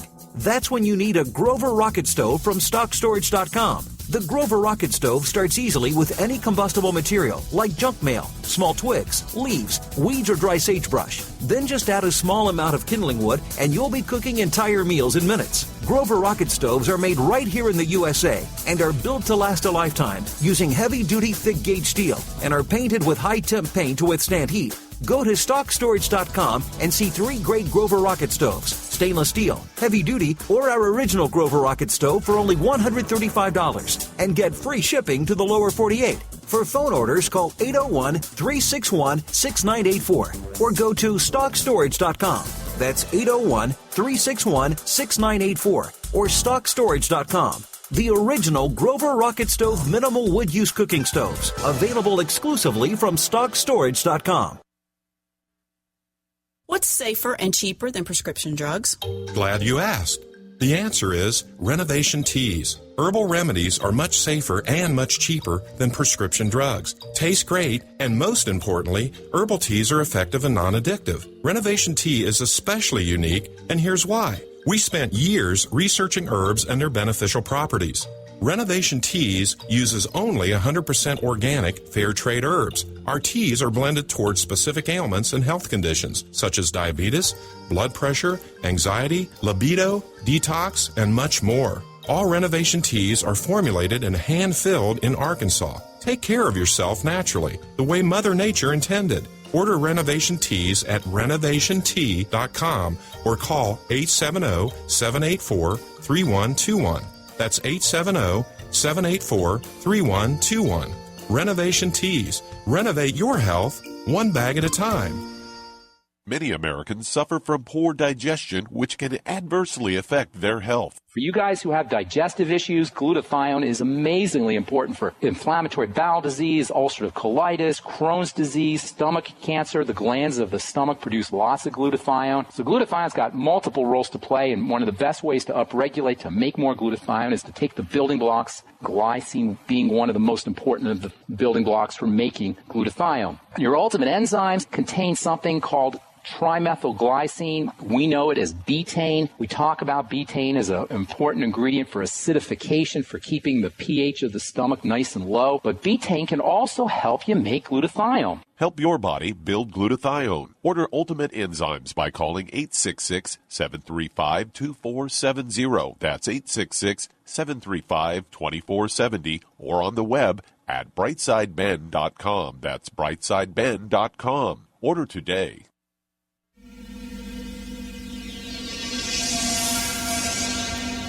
This is Hilly Rose, and I hope that you do listen to the Paracast because you will learn a great deal about the paranormal.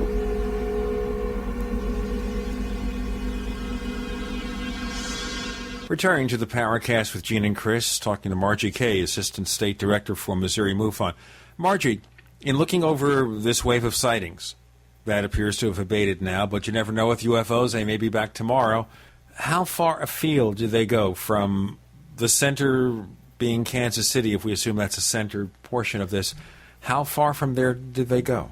Well, as I said, they seem to kind of congregate around Kansas City, Missouri, Raytown, Lee Summit, and Independence, with some scattered areas north of there in Liberty and Clay County. For the most part, that is the area where the reports are coming from. However, over the past couple of months, 2 or 3 months, we started getting reports from elsewhere in the state. In Nevada, Clinton, Missouri is a big hotspot. Clinton and Warsaw around the lake area, and Piedmont, Missouri, and also further near Springfield, but still in the country. And boy, I went to an investigation in the one in Springfield with Debbie Ziegelmeyer and our chief investigator for the state, Joe Palermo. The three of us went out to investigate this very strange area where there had been some cattle mutilations in the last 2 years, and they're correlating this light in the sky as it's been come to be known of now. And we stayed there all evening. Didn't see anything significant, left, and I looked in my rearview mirror as I was going down the end of this really, really long driveway out in the middle of nowhere, and I jumped out of my car, and Debbie was behind me in her car, so she stopped and jumped out and said, "You better look at that." And there is the object again, flashing red, white, blue, and just absolutely huge, way bigger than any star or planet could possibly be. So now she has seen it, thank goodness. And not nuts. You got a witness. I love when that happens. Oh yes. Well, I've got it. There's another person in Independence on 39th Street who reported the same thing, and I took another investigator, went out, but his case is even stranger. He started off seeing this object in the sky and noticing it. He's an amateur astronomer, and he said he thought, that just doesn't look normal. I wonder what that thing is. He says, and so he's thinking to himself, I think I'll flash a Fibonacci sequence at this object with my flashlight. Explain what that is to our listeners. Well, anybody who's into mathematics knows, the Fibonacci spiral, and the sequence is you start off with 1, and then you double the size of that object, and then you double the size of that one until as you double the size of these squares, you get this spiral shape. So anyway, he thought that he would do something like that to catch its attention. So he uses a million candle power flashlight, and then the object seemed to come closer to him. So he thought better of it, and he thought maybe he shouldn't have done that. So he aimed his camera, his outdoor security alarm system has a night vision camera on it. He aimed that at the light and then went inside, locked up the house like usual, and went to bed. He woke up the next morning, actually afternoon at 1 p.m., which was very rare because he always wakes up early. He got up and went into the living room. When his two dogs wanted to go outside, they pushed on the door to his outside deck, and it opened. So it had been unlocked, the deadbolt unlocked, and the alarm system had been disabled. So he thought that was very strange, and he then reviewed his tape, which shows an object in his backyard in front of the trees that looks like a UFO. And it's a white object. It remains there for hours.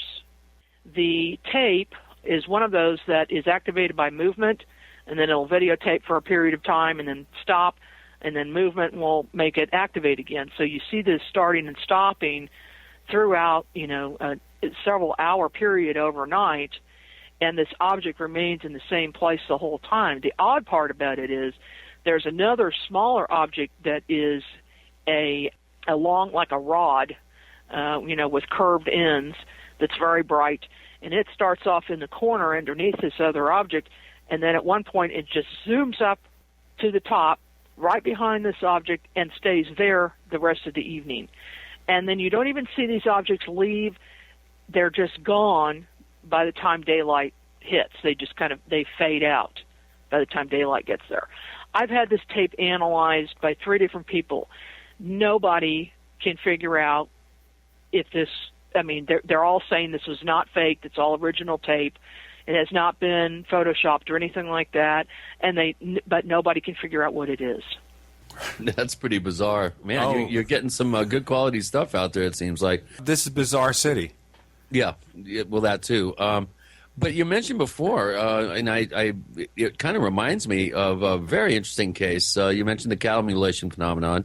I have heard of a number of cases over, as you mentioned, the past couple of years. But one case in particular got national notoriety because it happened actually at the Kansas City airport, within sight of the control tower. You could look down from the control tower right to where this animal was found. Now, as a little bit of a setup, I guess the city or whoever administers the actual land around the airport leases it out, certain parts of it, as grazing land for cattle, which would explain why the cattle were there.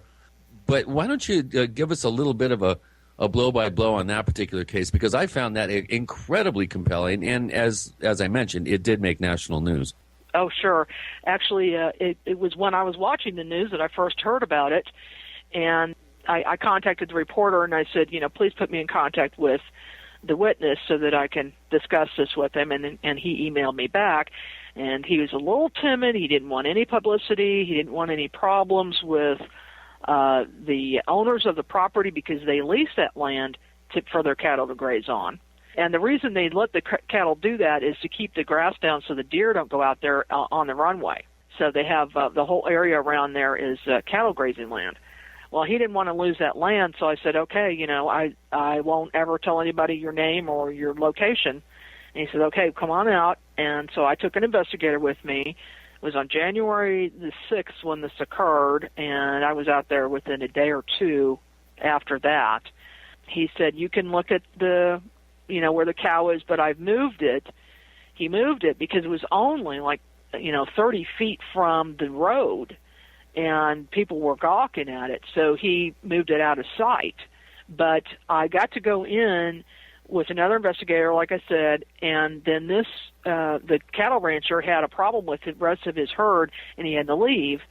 So, he left us there to investigate. But what he told me before he left is that the day before, the cow had been put into this fenced-in area to keep it away from the rest of the herd because she was acting sick. And I guess she had been there for, 3 or 4 days. But the day before, he was out there with the vet, and she was doing very well, and she was standing again and walking around. And the vet said, you can probably let her into the rest of her herd tomorrow. So he gets there about 8 o'clock in the morning to let her in with the rest of their herd, and he finds her dead and finds parts have been cut out with precision cuts and that there's no blood anywhere. And there's no signs of footprints or or any person having been on the property.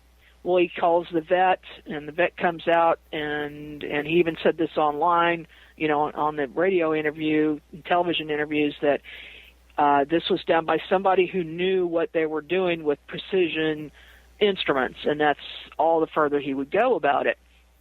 Well, so I wanted to see the cow, first of all. But the location where she had been found I was kind of glad that he did move her, because we were able to see that this very hard ground had been indented a couple of inches, as if the cow had been dropped in that space. And you could see the outline of the cow's head and feet and the body. I could tell what direction she was lying, everything. I'll tell you what, this is just getting so exciting, what might have happened to this cow. More to talk about with Margie Kay. With Gene and Chris, you're in the Paracast.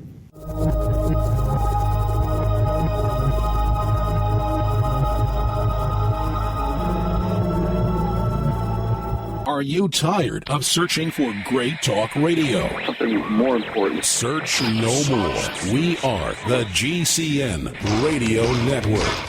Hi, this is Ted Anderson. If you'd like to listen to GCN programs on the go, I have great news. GCN has created a Droid and iPhone application, and it's free. Just as easy as going to GCNlive.com, click on the banner, and download. Before you know it, you'll be listening to your favorite hard-hitting GCN shows, live or on demand, right on your Droid or iPhone, 24/7 and on the go. So download the Droid and iPhone app free by clicking on the banner at GCNlive.com. Thanks again for listening to GCNlive.com. Again, that's GCNlive.com. Hi, this is Ted Anderson. Have you ever wondered why banks, stockbrokers, investment advisors won't talk about gold IRAs? They've been available since 1986, yet the financial industry won't recognize the value of gold for your retirement. Gold has outperformed paper investments, yet no word about IRAs. If you would like to have gold for your retirement, call 800-686-2237. Don't get left behind by rising inflation and low returns. Call 800-686-2237. Secure your future and call 1-800-686-2237. Are you or someone that you love struggling to reclaim your health? My name is Matthew David Hurtado, CEO of RNAdrops.com. In 2008, I struggled with chronic fatigue syndrome, PTSD, and Lyme's. I thought that all hope was gone as I lost everything in the process. In 2009, a miracle happened. I discovered Ion and RNA drops. 2 months after taking RNA drops, the chronic fatigue and the PTSD had vanished into thin air. I'd like to invite you to discover RNA drops by visiting www.rnafreemini.com today. That's rnafreemini.com today. Listen to hours of testimonials and get a free trial bottle. Pay only shipping and handling by visiting www.rnafreemini.com. Or give us a call at 1-888-550-8231. That's 888-550-8231. Hurry, supplies are limited.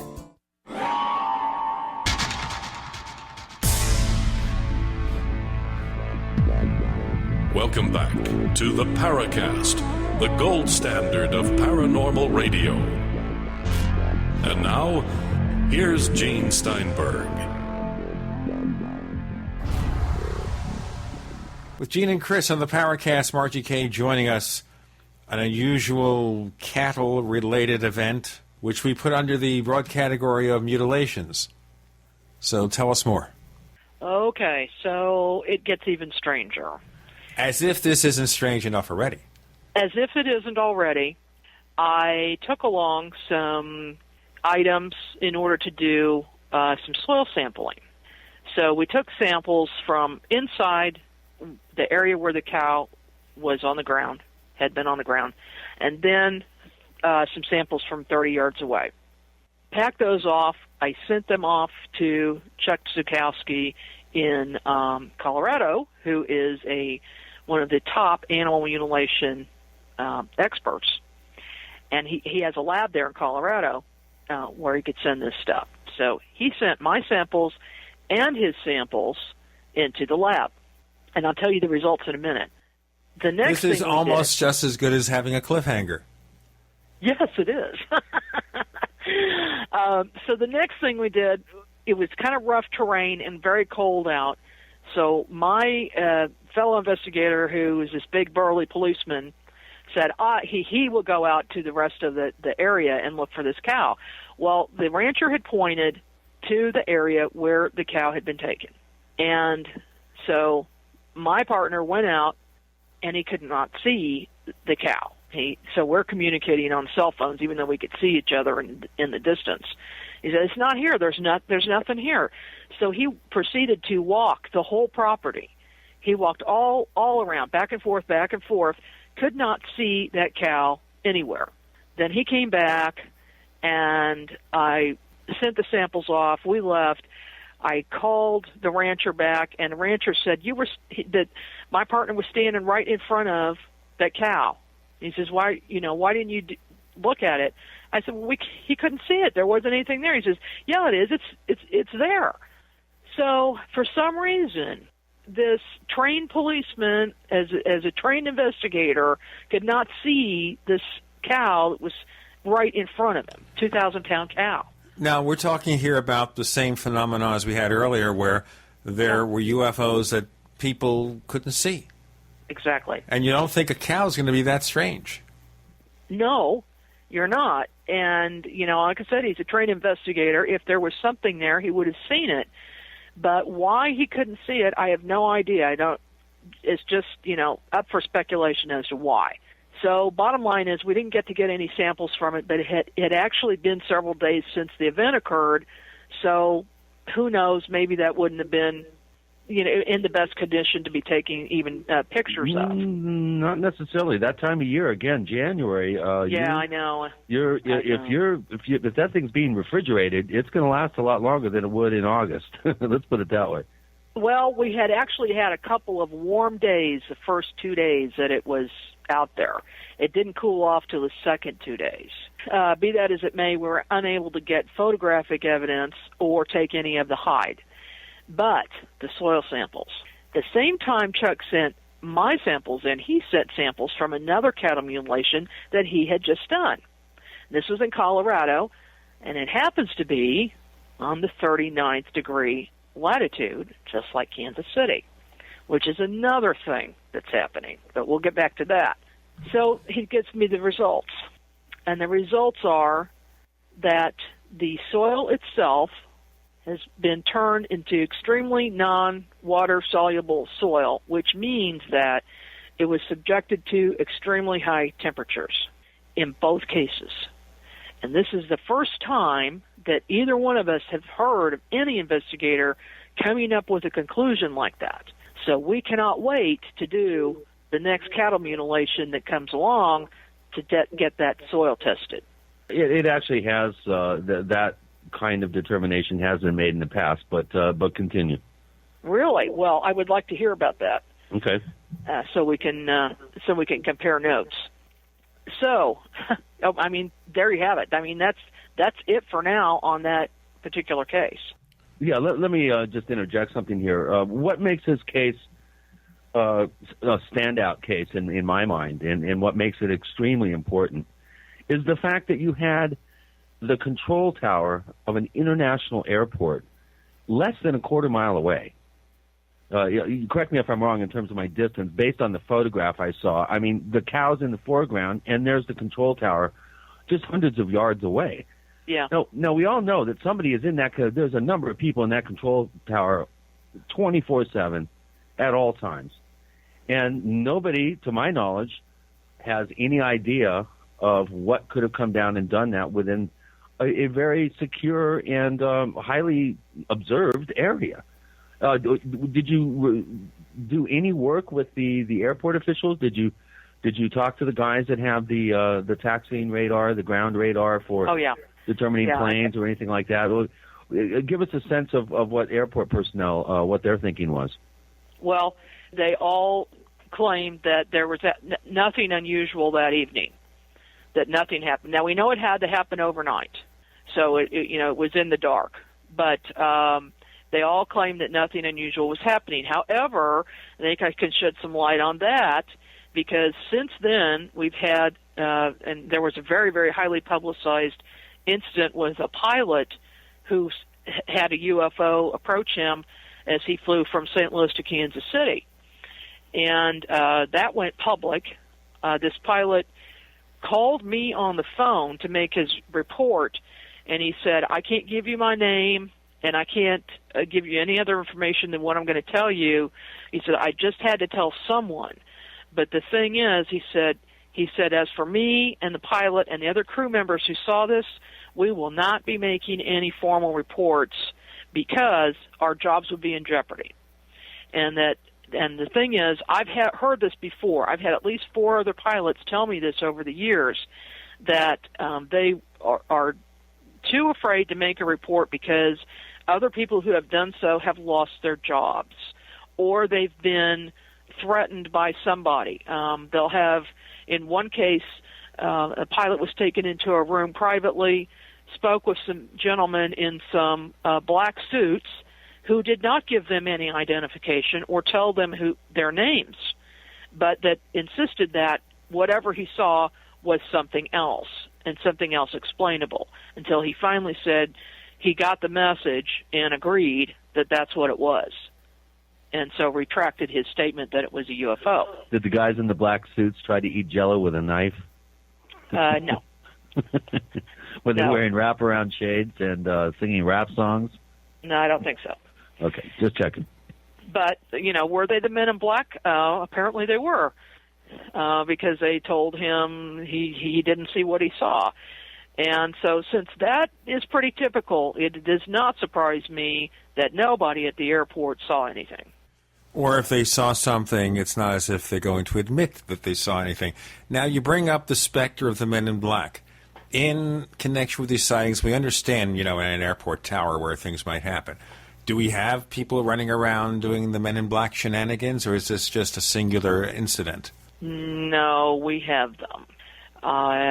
Several cases that are what you would call big cases, which would be contact cases that I've worked on, as well as other people in the state.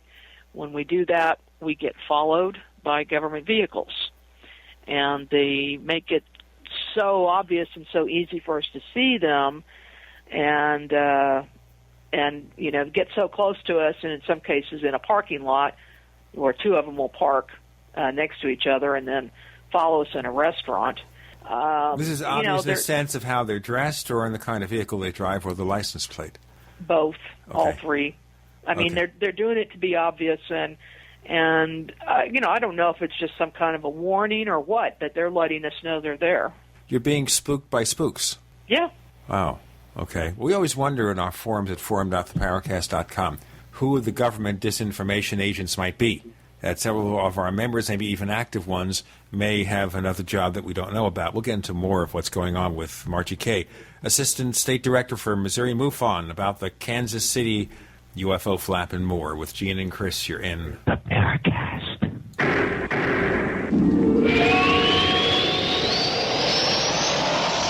Hey neighbors, you've seen all those crazy, wacky products on TV. The perfect tortilla, easy covers, hot booties, furniture fix, petty spin, and more. Where do you find all that stuff? You go to AsSeenOnTV.com, because this is the one-stop source for all of these TV goods advertised. Find all your favorites as seen on TV. Check them out as SeenOnTV.com. And by the way, save 10%. Here's what you do. Use the code SEEN1, S-E-E-N number 1, SEEN1. Go to AsSeenOnTV.com to order. Save 10%. Purchase this summer's hottest As Seen on TV items. Save 10%. Or call 1-866-277-3366. 1-866-277-3366. The code SEEN1 to save 10%. Jim Newcomer from Midas Resources, November 2nd, 2012. Gold opened this morning at $17.0810. A 1-ounce gold coin can be purchased for $17.50.42, $8.75.21 for a half ounce, or $4.37.61 for a quarter ounce. That's $17.50.42, $8.75.21, and $4.37.61. Hi, this is Ted Anderson. Have you ever wondered why banks, stockbrokers, investment advisors won't talk about gold IRAs? Wait a sec. Gold and silver is going up while Congress is trying to settle on the next debt increase. And there's no end to this madness. That old 401k and IRA can be converted into physical gold without tax consequences. I explained this in my book, 10 Reasons to Buy Gold. Don't let time slip away. Call for your free copy today, 800-686-2237. Get away from that Washington spin and get honest answers about gold. 800-686-2237. The book is free, 800-686-2237. What's safer and cheaper than prescription drugs? Glad you asked. The answer is renovation teas. Herbal remedies are much safer and much cheaper than prescription drugs. Taste great, and most importantly, herbal teas are effective and non-addictive. Renovation tea is especially unique, and here's why. We spent years researching herbs and their beneficial properties. Renovation Teas uses only 100% organic, fair trade herbs. Our teas are blended towards specific ailments and health conditions, such as diabetes, blood pressure, anxiety, libido, detox, and much more. All Renovation Teas are formulated and hand-filled in Arkansas. Take care of yourself naturally, the way Mother Nature intended. Order Renovation Teas at renovationtea.com or call 870-784-3121. That's 870-784-3121. Renovation Teas. Renovate your health one bag at a time. Healthy soils grow healthy plants. So before you plant your survival garden this year, is your soil healthy? Maximize your crisis garden soil with EM1 from Terraganics. EM1 Organic Soil Conditioner, Fertilizer Amendment, and Compost Accelerant provides healthier gardens and faster, efficient garden composting. EM1 from Terraganics.com quickly improves soil structure by increasing nutrient availability and converting organic matter into soil humus. This improves seed germination and root growth, improves plant quality, size, color, flavor, nutrient value of fruits and vegetables, and improves shelf life. And when rain is not in the forecast, no worries. EM1 improves moisture retention in soils, helping reduce drought stress. Just like you prepare all else, prepare your crisis garden for maximum yields with EM1 from Terraganics.com. Order now at TERAGANIX.com or call toll-free 866-369-3678. That's 866-369-3678. Terraganics. Life's getting better. We'd like to hear from you. If you have a comment or question about the Paracast, send it to news@theparacast.com. That's news@theparacast.com. And don't forget to visit our famous Paracast community forums at forum.theparacast.com. Hey there. Gene and Chris here in the Paracast. We are exploring UFO flap in 2011, 2012 in Kansas City. We had some cattle mutilation phenomena, all sorts of UFOs, mile-wide UFOs, men in black, all sorts of things, time changes and missing time. What about abductions? Anything? Yes, I do have a couple of cases where people believe that they were abducted or have missing time or found themselves in locations where they couldn't explain where they've been or for how long. And they don't seem to remember exact details of, what happened to them, except that in one case, a gentleman remembers vague outlines of people that he thought at first were doctors. He was lying on a table, and then his eyes were very unfocused. It was almost as if there was some type of fluid in his eyes that was preventing him from seeing things clearly, but he could see enough to tell that he was in a room that was all metallic and did not look like a normal, hospital room at all, and that these doctors then, as they got clearer, seemed to be very short and had very large heads. So, but that's about as much detail as he could get on that. Well, that leads me to a question from one of our posters at forum.theparacast.com. His name is Conrad Hartman. He's been a member of the Paracast since May of this year.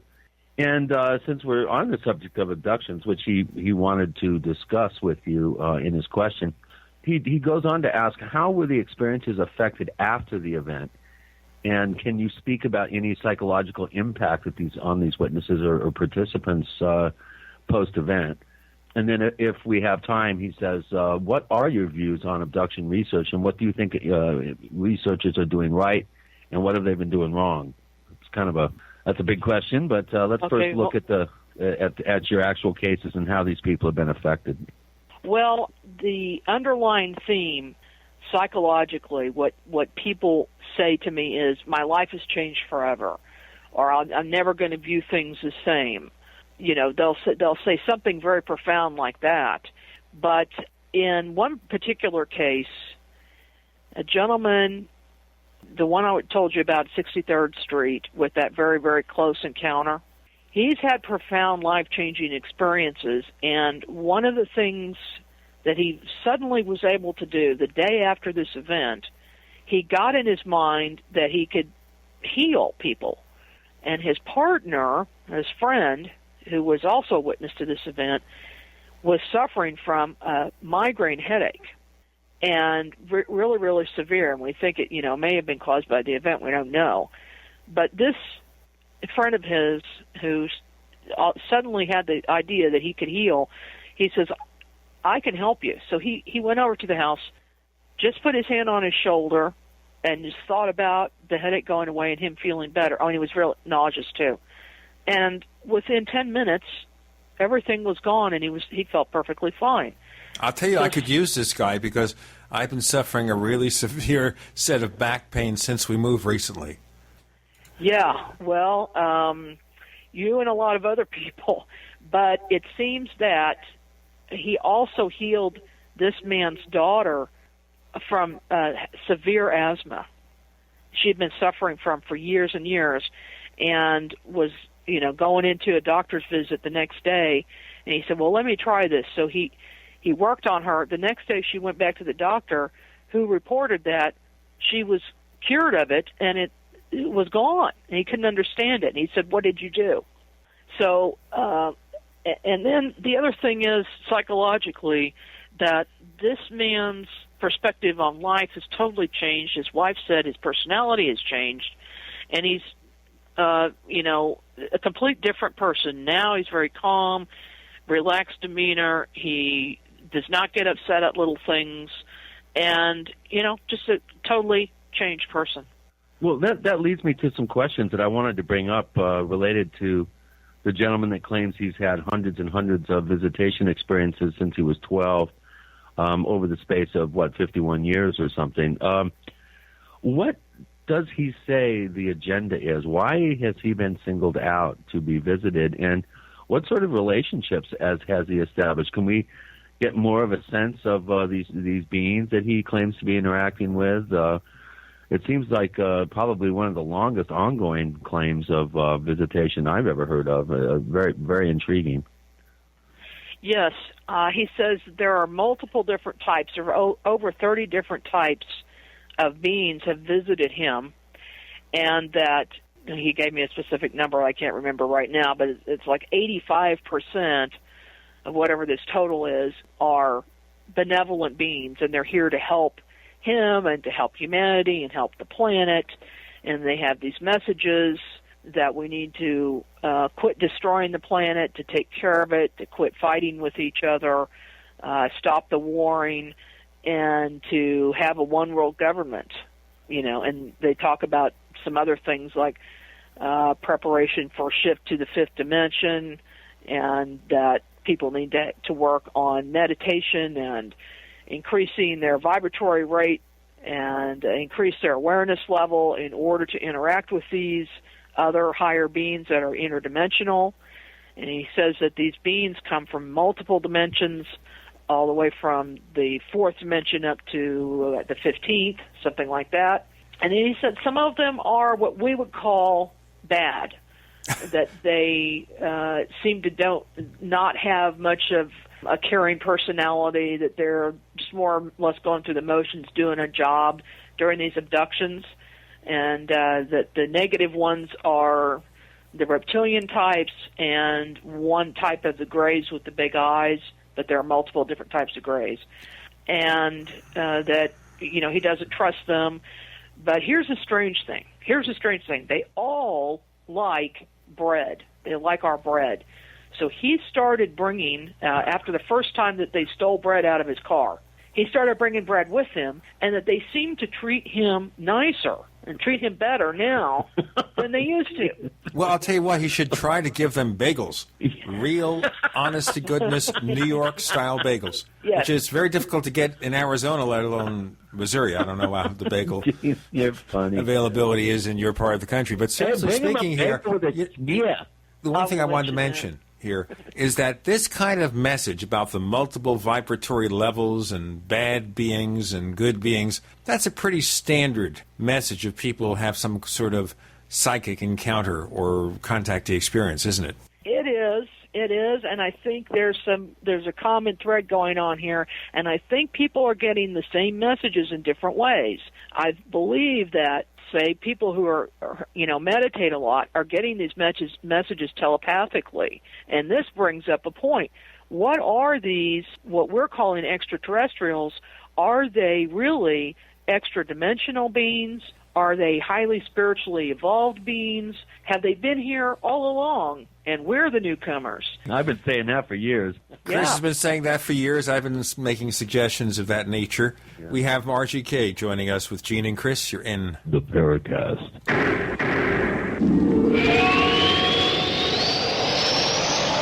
The GCN Radio Network, providing the world with hard-hitting talk radio. GCN.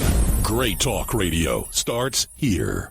Graphic Converter is the image manipulation tool for the rest of us. It does not use any database. You get full control of all your files. Want to view the images of a folder? Drag it into Graphic Converter, and a powerful browser opens up to show your image files. You could use it for slideshows. You could use it to import images from digital cameras or from scanners. Need to do some image editing? You can do that too in Graphic Converter. Also print catalogs. Convert from so many formats I can't even list them. Download now to see if Graphic Converter is good for you, like 1.5 million other users. Guess what? You could save money when you buy Graphic Converter. Use the coupon code Night Owl. Use the coupon code Night Owl to get a special price for Graphic Converter. Go to lemkesoft.com. That's Lemke soft.com. Lemkesoft.com. Lemke soft.com. Do you owe the IRS money that you can't pay? Are tax liens and levies ruining your life? Are you tired of being afraid just to go to the mailbox?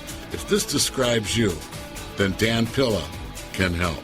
Hi, I'm Dan Pilla, and I've been solving tax problems for more than 30 years.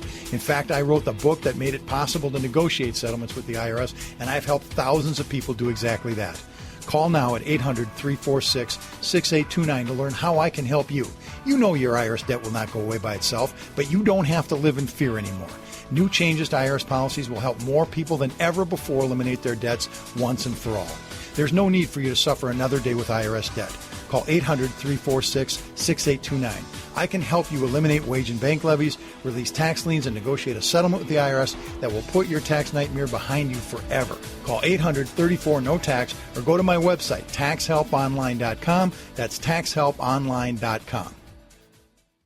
The worst drought in 50 years continues, and the first 6 months of 2012 marks the hottest half year on record. 78% of the Midwest Corn Belt is in drought conditions. Not only corn, but soy, alfalfa, fruits, vegetables, and wheat are all impacted, raising prices. The cost to feed livestock is forcing farmers and ranchers out of business, blowing up your food prices. The only strategy to counter this is to freeze your food cost at today's prices by getting your own supply of foods from eFoods Direct now. As the price of raw ingredients increases, eFoods will have to raise prices too. Now is the time to get your supply. I recently increased my supply from eFoods Direct because we have all known this was coming. You know about their delicious long-term storable foods. The fact is you can eat it any time to save money today. And because it stores for 25 years, you're locking in today's prices and avoiding the rising food cost. Don't wait. Call 800-409-5633 or go to efoodsdirect.com/Alex. Call 800-409-5633 or efoodsdirect.com/Alex. You can bet your life on eFoods Direct. Do you think your home is toxic? According to the Consumer Protection Agency, over 150 chemicals found in the average home are connected to allergies, birth defects, cancer, and psychological disorders. The proven fact is, we live in the most toxic environment in history. Yes, toxins can be killers, but there is something you can do. Detoxify your body with the Ion Cleanse detoxification system from A Major Difference. The Ion Cleanse is made in the USA, carries the best warranty in the industry, and comes with a no-risk, money-back guarantee. We have an A+ rating with the Better Business Bureau and are trusted by thousands of doctors worldwide. Visit ioncleanse.com. That's ION cleanse.com. Or call 877-315-8638. That's 877-315-8638. Invest in your health with the Ion Cleanse from A Major Difference. IonCleanse.com. One of the most important decisions you will ever make. Hi, this is Ted Phillips, listening to the Paracast, and it's as good as it gets, believe me.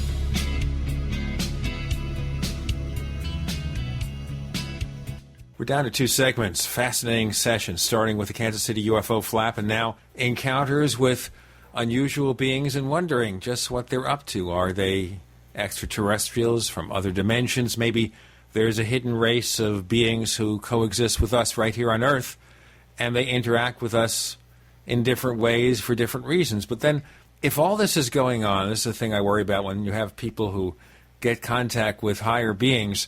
If those beings are so concerned about us, which supposedly some of them are, why aren't they contacting the people in charge? I mean, if you contact a farmer in Flatwoods, West Virginia, or in Wisconsin somewhere, that's not going to be taken seriously by anybody. I know. I've had the same question myself, and most of the time there is no answer. But in Ray's case from St. Louis, he said the answer is that they won't listen, and then in other cases they have been told and they're ignoring it, or that they are part of the negative beings, and that they're on the negative side, and they don't want the world to know this. Yeah, why doesn't that surprise me that some of our world leaders are in league with the reptilians? Didn't David Icke say something like that, and a couple other people? Gosh. Yeah, and honestly, I really didn't believe this. I wasn't in a mode until about 3 years ago to believe in the possibility that reptilians could actually be here on the planet and maybe even inhabiting some of the human beings and controlling their minds, like David Icke says. I just thought it was, I thought the man was crazy. But 3 years ago, I actually was talking to a man on the street, and I watched his eyes shift to the reptilian type and then back to human-like.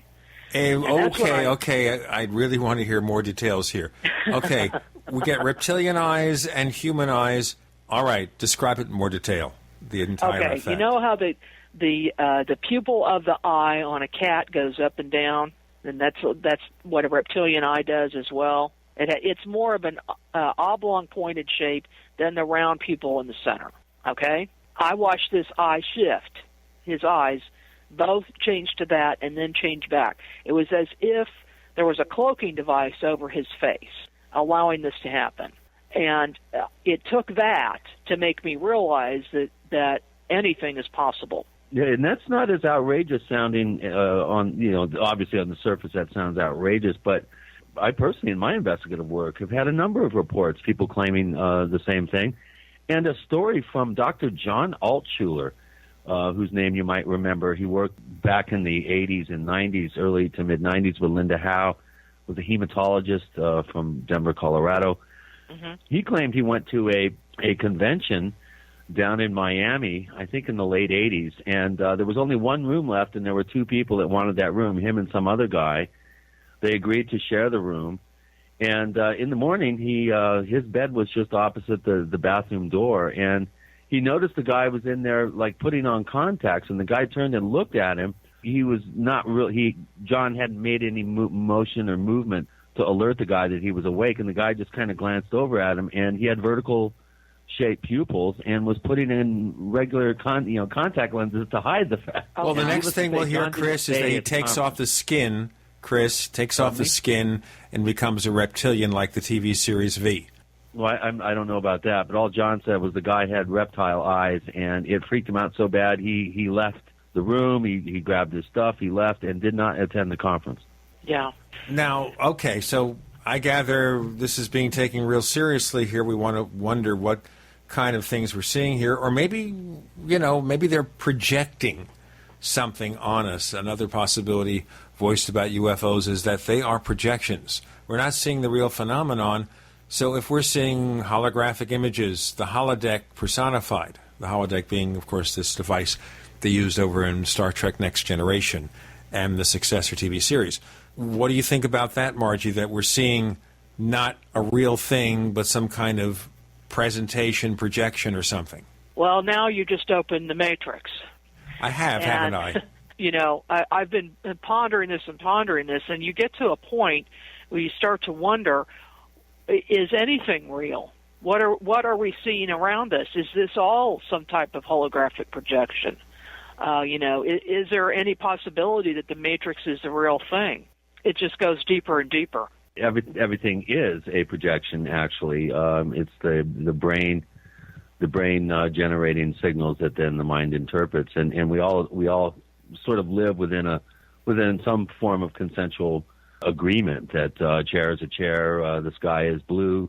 We label everything because there is a certain amount of consistency, but within that consistency, there is subtle variability. There's personal bias. We don't really know if each other has the exact same sensory interpretation. We just assume that everybody sees what we do in the way that we do. So in some sense, Margie, I think you're correct that this is kind of it's a construct of sorts.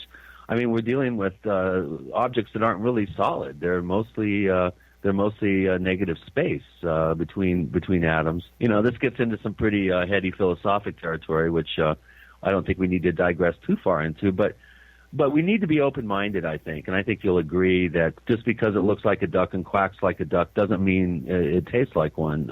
It may taste like a turkey. We do need to be open-minded. We do need to be creative, ask better questions.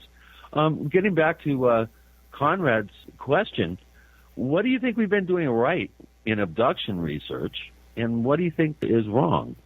Well, I think that we have been taking some baby steps up until now, and that now we're starting to get a real handle on what the phenomena is, what commonalities there are among abductees, because no really, really serious research has been done until recently, and Kathleen Marden just completed a report, and it's going to be made public very shortly, where they got reports in from over 100 people.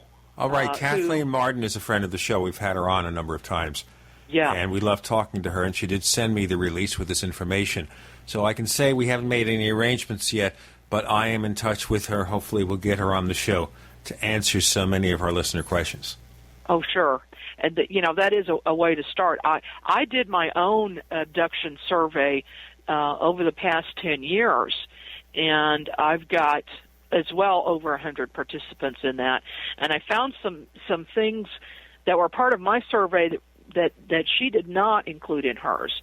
And one of the most bizarre things that is a common thread is this TMJ issue with the temporomandibular joint. People who are abductees seem to have, a large number of them seem to have issues with that, as well as fibromyalgia or possibly MS. I mean, almost every single one. I think there's only one that didn't have something like that. And I'll tell you a really strange event that happened to me in Seattle, Washington, which is the reason I did this survey. And this happened in 1986. I went to a meeting of UFO researchers, and at that meeting, I have TMJ myself, and I had a severe migraine come on because of the TMJ and the pain. And so I just asked if anybody had any aspirin, and told them why, and within a few minutes I found out that Of the 8 women that were at that meeting and the 4 men, every single woman had TMJ problems and migraines, and the 4 men had nothing or didn't have that. So what the chances were that at a UFO meeting that all 8 women there have this particular problem, the chances are pretty slim. I mean, it was just got my attention, and I decided that was another reason I really got into UFO research and wanted to do that survey. Okay. So I hope more is done with that in the future. Don't forget, neighbors, we want to hear from you. Write us news at theparacast.com, news at theparacast.com. With Gene and Chris, we've got a lot more. You're in the Paracast.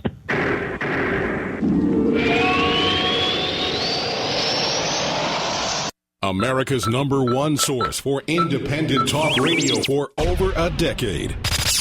We are the GCN Radio Network. If you want to get your website online and you need reliable service, first-class service at the lowest possible price, there's only one place to go. Well, DreamHost has a special promotion with our show where they'll offer you unlimited disk space, unlimited bandwidth, one-click web apps such as WordPress, 24/7 support. You can save over $55. You want to know how? Go to dreamhost.com/radio, dreamhost.com/radio. Whether it's personal mail, whether it's business email, you want reliable, dependable delivery, freedom from spam, freedom from viruses. Well, Polaris Mail offers professional email hosting services for your personal or small business use. Each account uses 25 gigabytes of storage, an easy-to-use webmail interface, and full mobile sync. Sign up today for a 30-day free trial at polarismail.com, polarismail.com. What's better than Mountain House freeze-dried food? Buckets of Mountain House freeze-dried food. Now the freeze-dried guy introduces convenient, easy-to-store Mountain House survival buckets filled with our top-selling items. Each item is sealed in a Mylar-type pouch, and each pouch is neatly packed in clear buckets so you can easily see the contents inside. These Mountain House survival buckets come with well over a 25-year shelf life and are perfect for emergency preparedness, camping, backpacking, or at-home use. Go to freezedryguy.com, click on freeze-dried foods, and choose our 12-month, 6-month, 3-month, 1-month, or 7-day Mountain House survival bucket with 32 generous servings starting at just $69.95. And all orders to the lower 48 ship free. Call 866-404-3663 or go to freezedryguy.com. That's 866-404-3663 or go to freezedryguy.com. 100% veteran owned. The Freeze Dry Guy.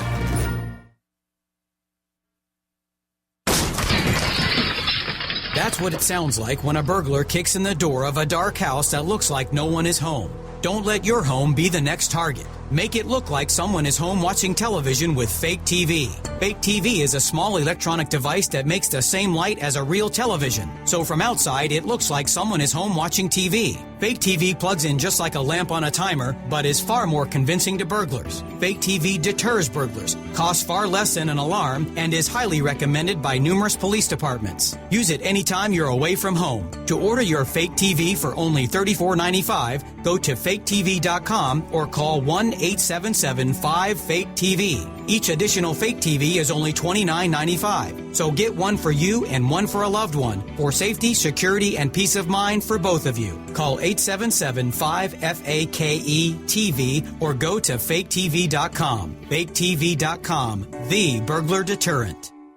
A little over a year ago, I began to do a lot of research into why, even if I had a pretty good-sized meal, that I was still starving. And my research led me to a well-known fact that most of the soils that we grow our crops on here in the United States and across the industrialized world are almost completely depleted of almost all of the key minerals and trace elements that our bodies need to rebuild themselves, fight off cancer, and be healthy. I then searched out the best vitamin and mineral company out there and discovered Youngevity. The Youngevity products are designed to give you the real nutrition you need, and once you've got that, you don't have to eat as much to be satisfied. I've lost 37 pounds in 2 months. simply getting the vitamins and minerals I need. Check it out for yourself. It's incredible. Go to InfoWarsTeam.com today and order your first canister of Beyond Tangy Tangerine Complete Multivitamin Mineral Complex Dietary Supplement. That's InfoWarsTeam.com.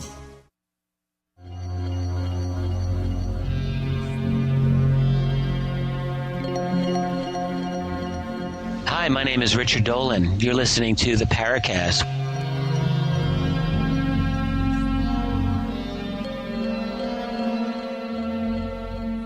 With Gene and Chris, you're in the Paracast. We have Margie Kay with a very fascinating session taking on many unexpected twists and turns. She is the Assistant State Director for Missouri MUFON and does lots more, and she's writing a book right now about the Kansas City UFO flap. Chris, you had a comment to make.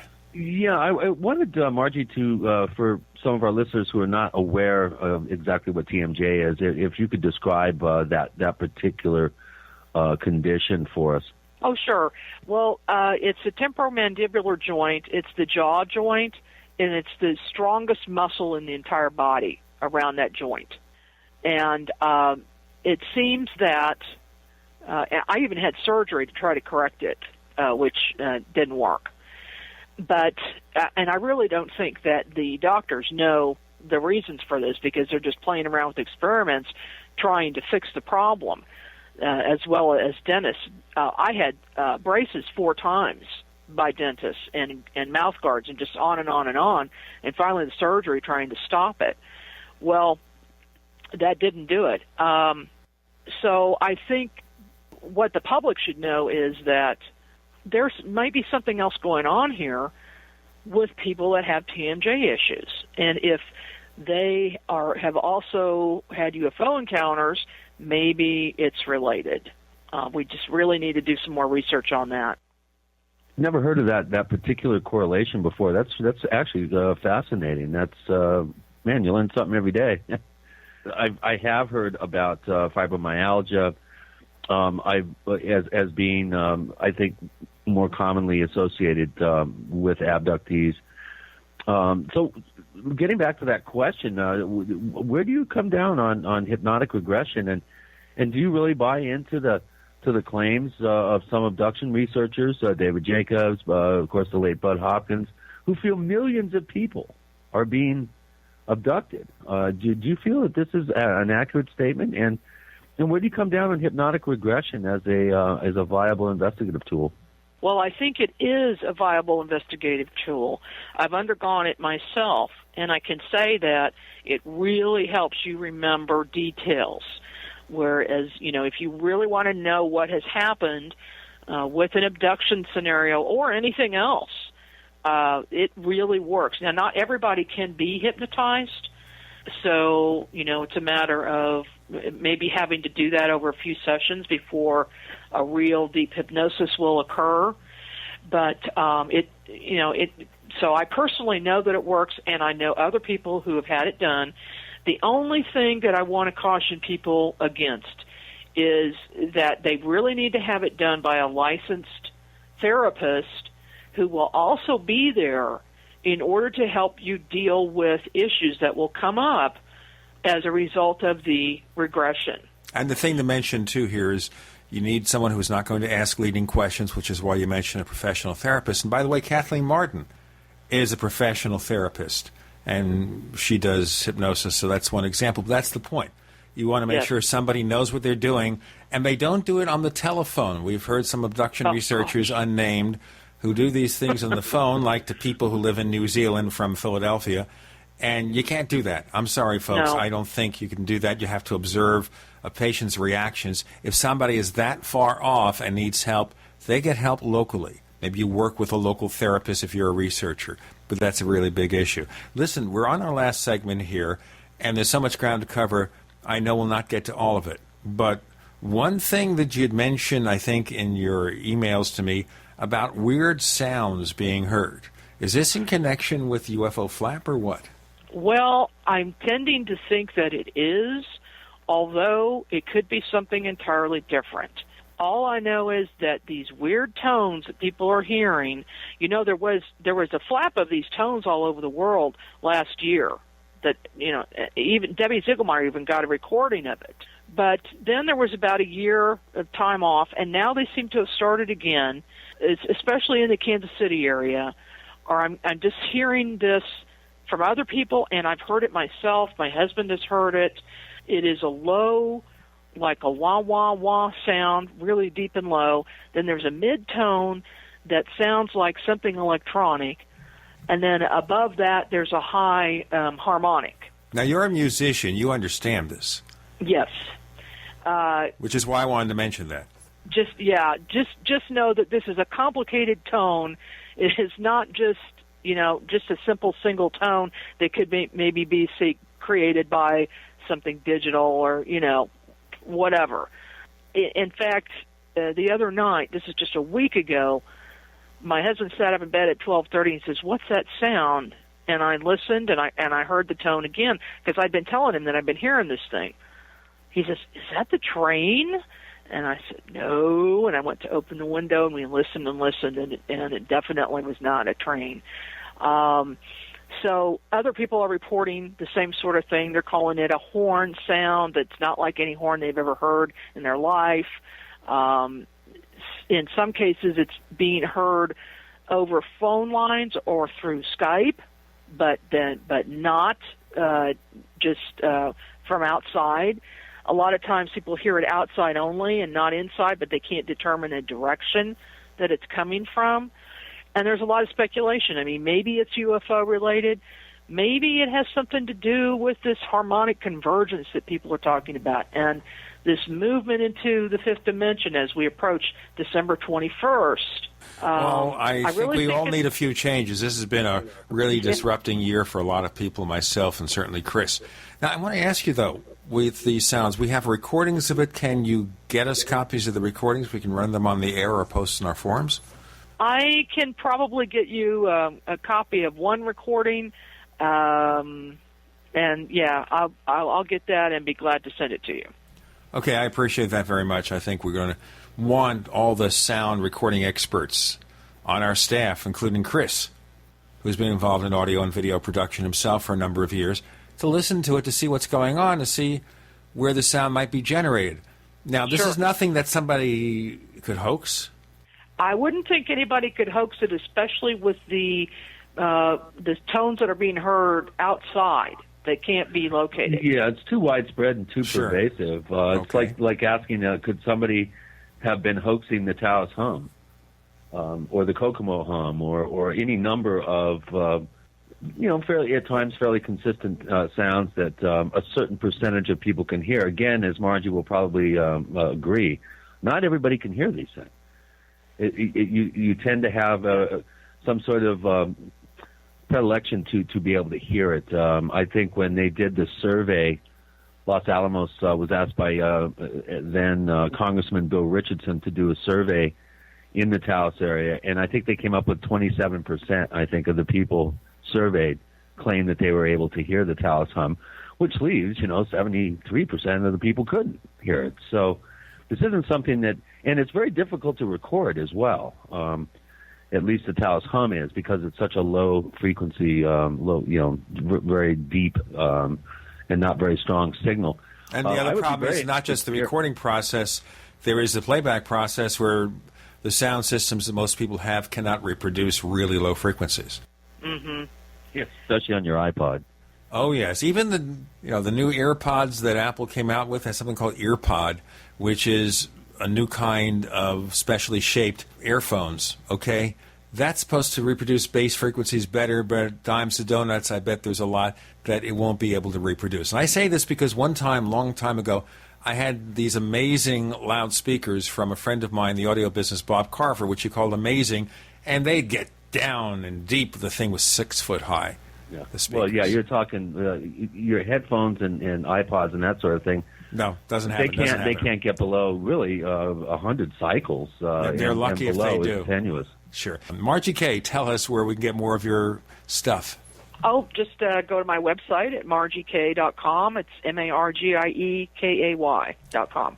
And, of course, Missouri MUFON also has a site. But we have links at the Paracast.com, the Margie site, and also to Missouri MUFON. This has been an exciting session, folks. I really enjoyed it. So much ground to cover, and there's a lot more she's doing in that book on the Kansas City UFO flap. We'll look forward to it and get her back when that happens. You can reach us, by the way, at the Paracast on Twitter or theparacast.com, which is our website. Chris, we can also find you at OurStrangePlanet.com. New updates coming shortly. Margie Kay, thanks for joining us on the Paracast. Well, thank you guys. It's been a pleasure.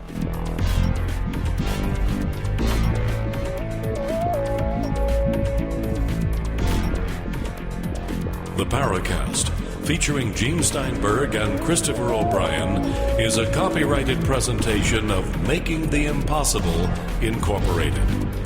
Tune in next week for a new adventure in The Paracast.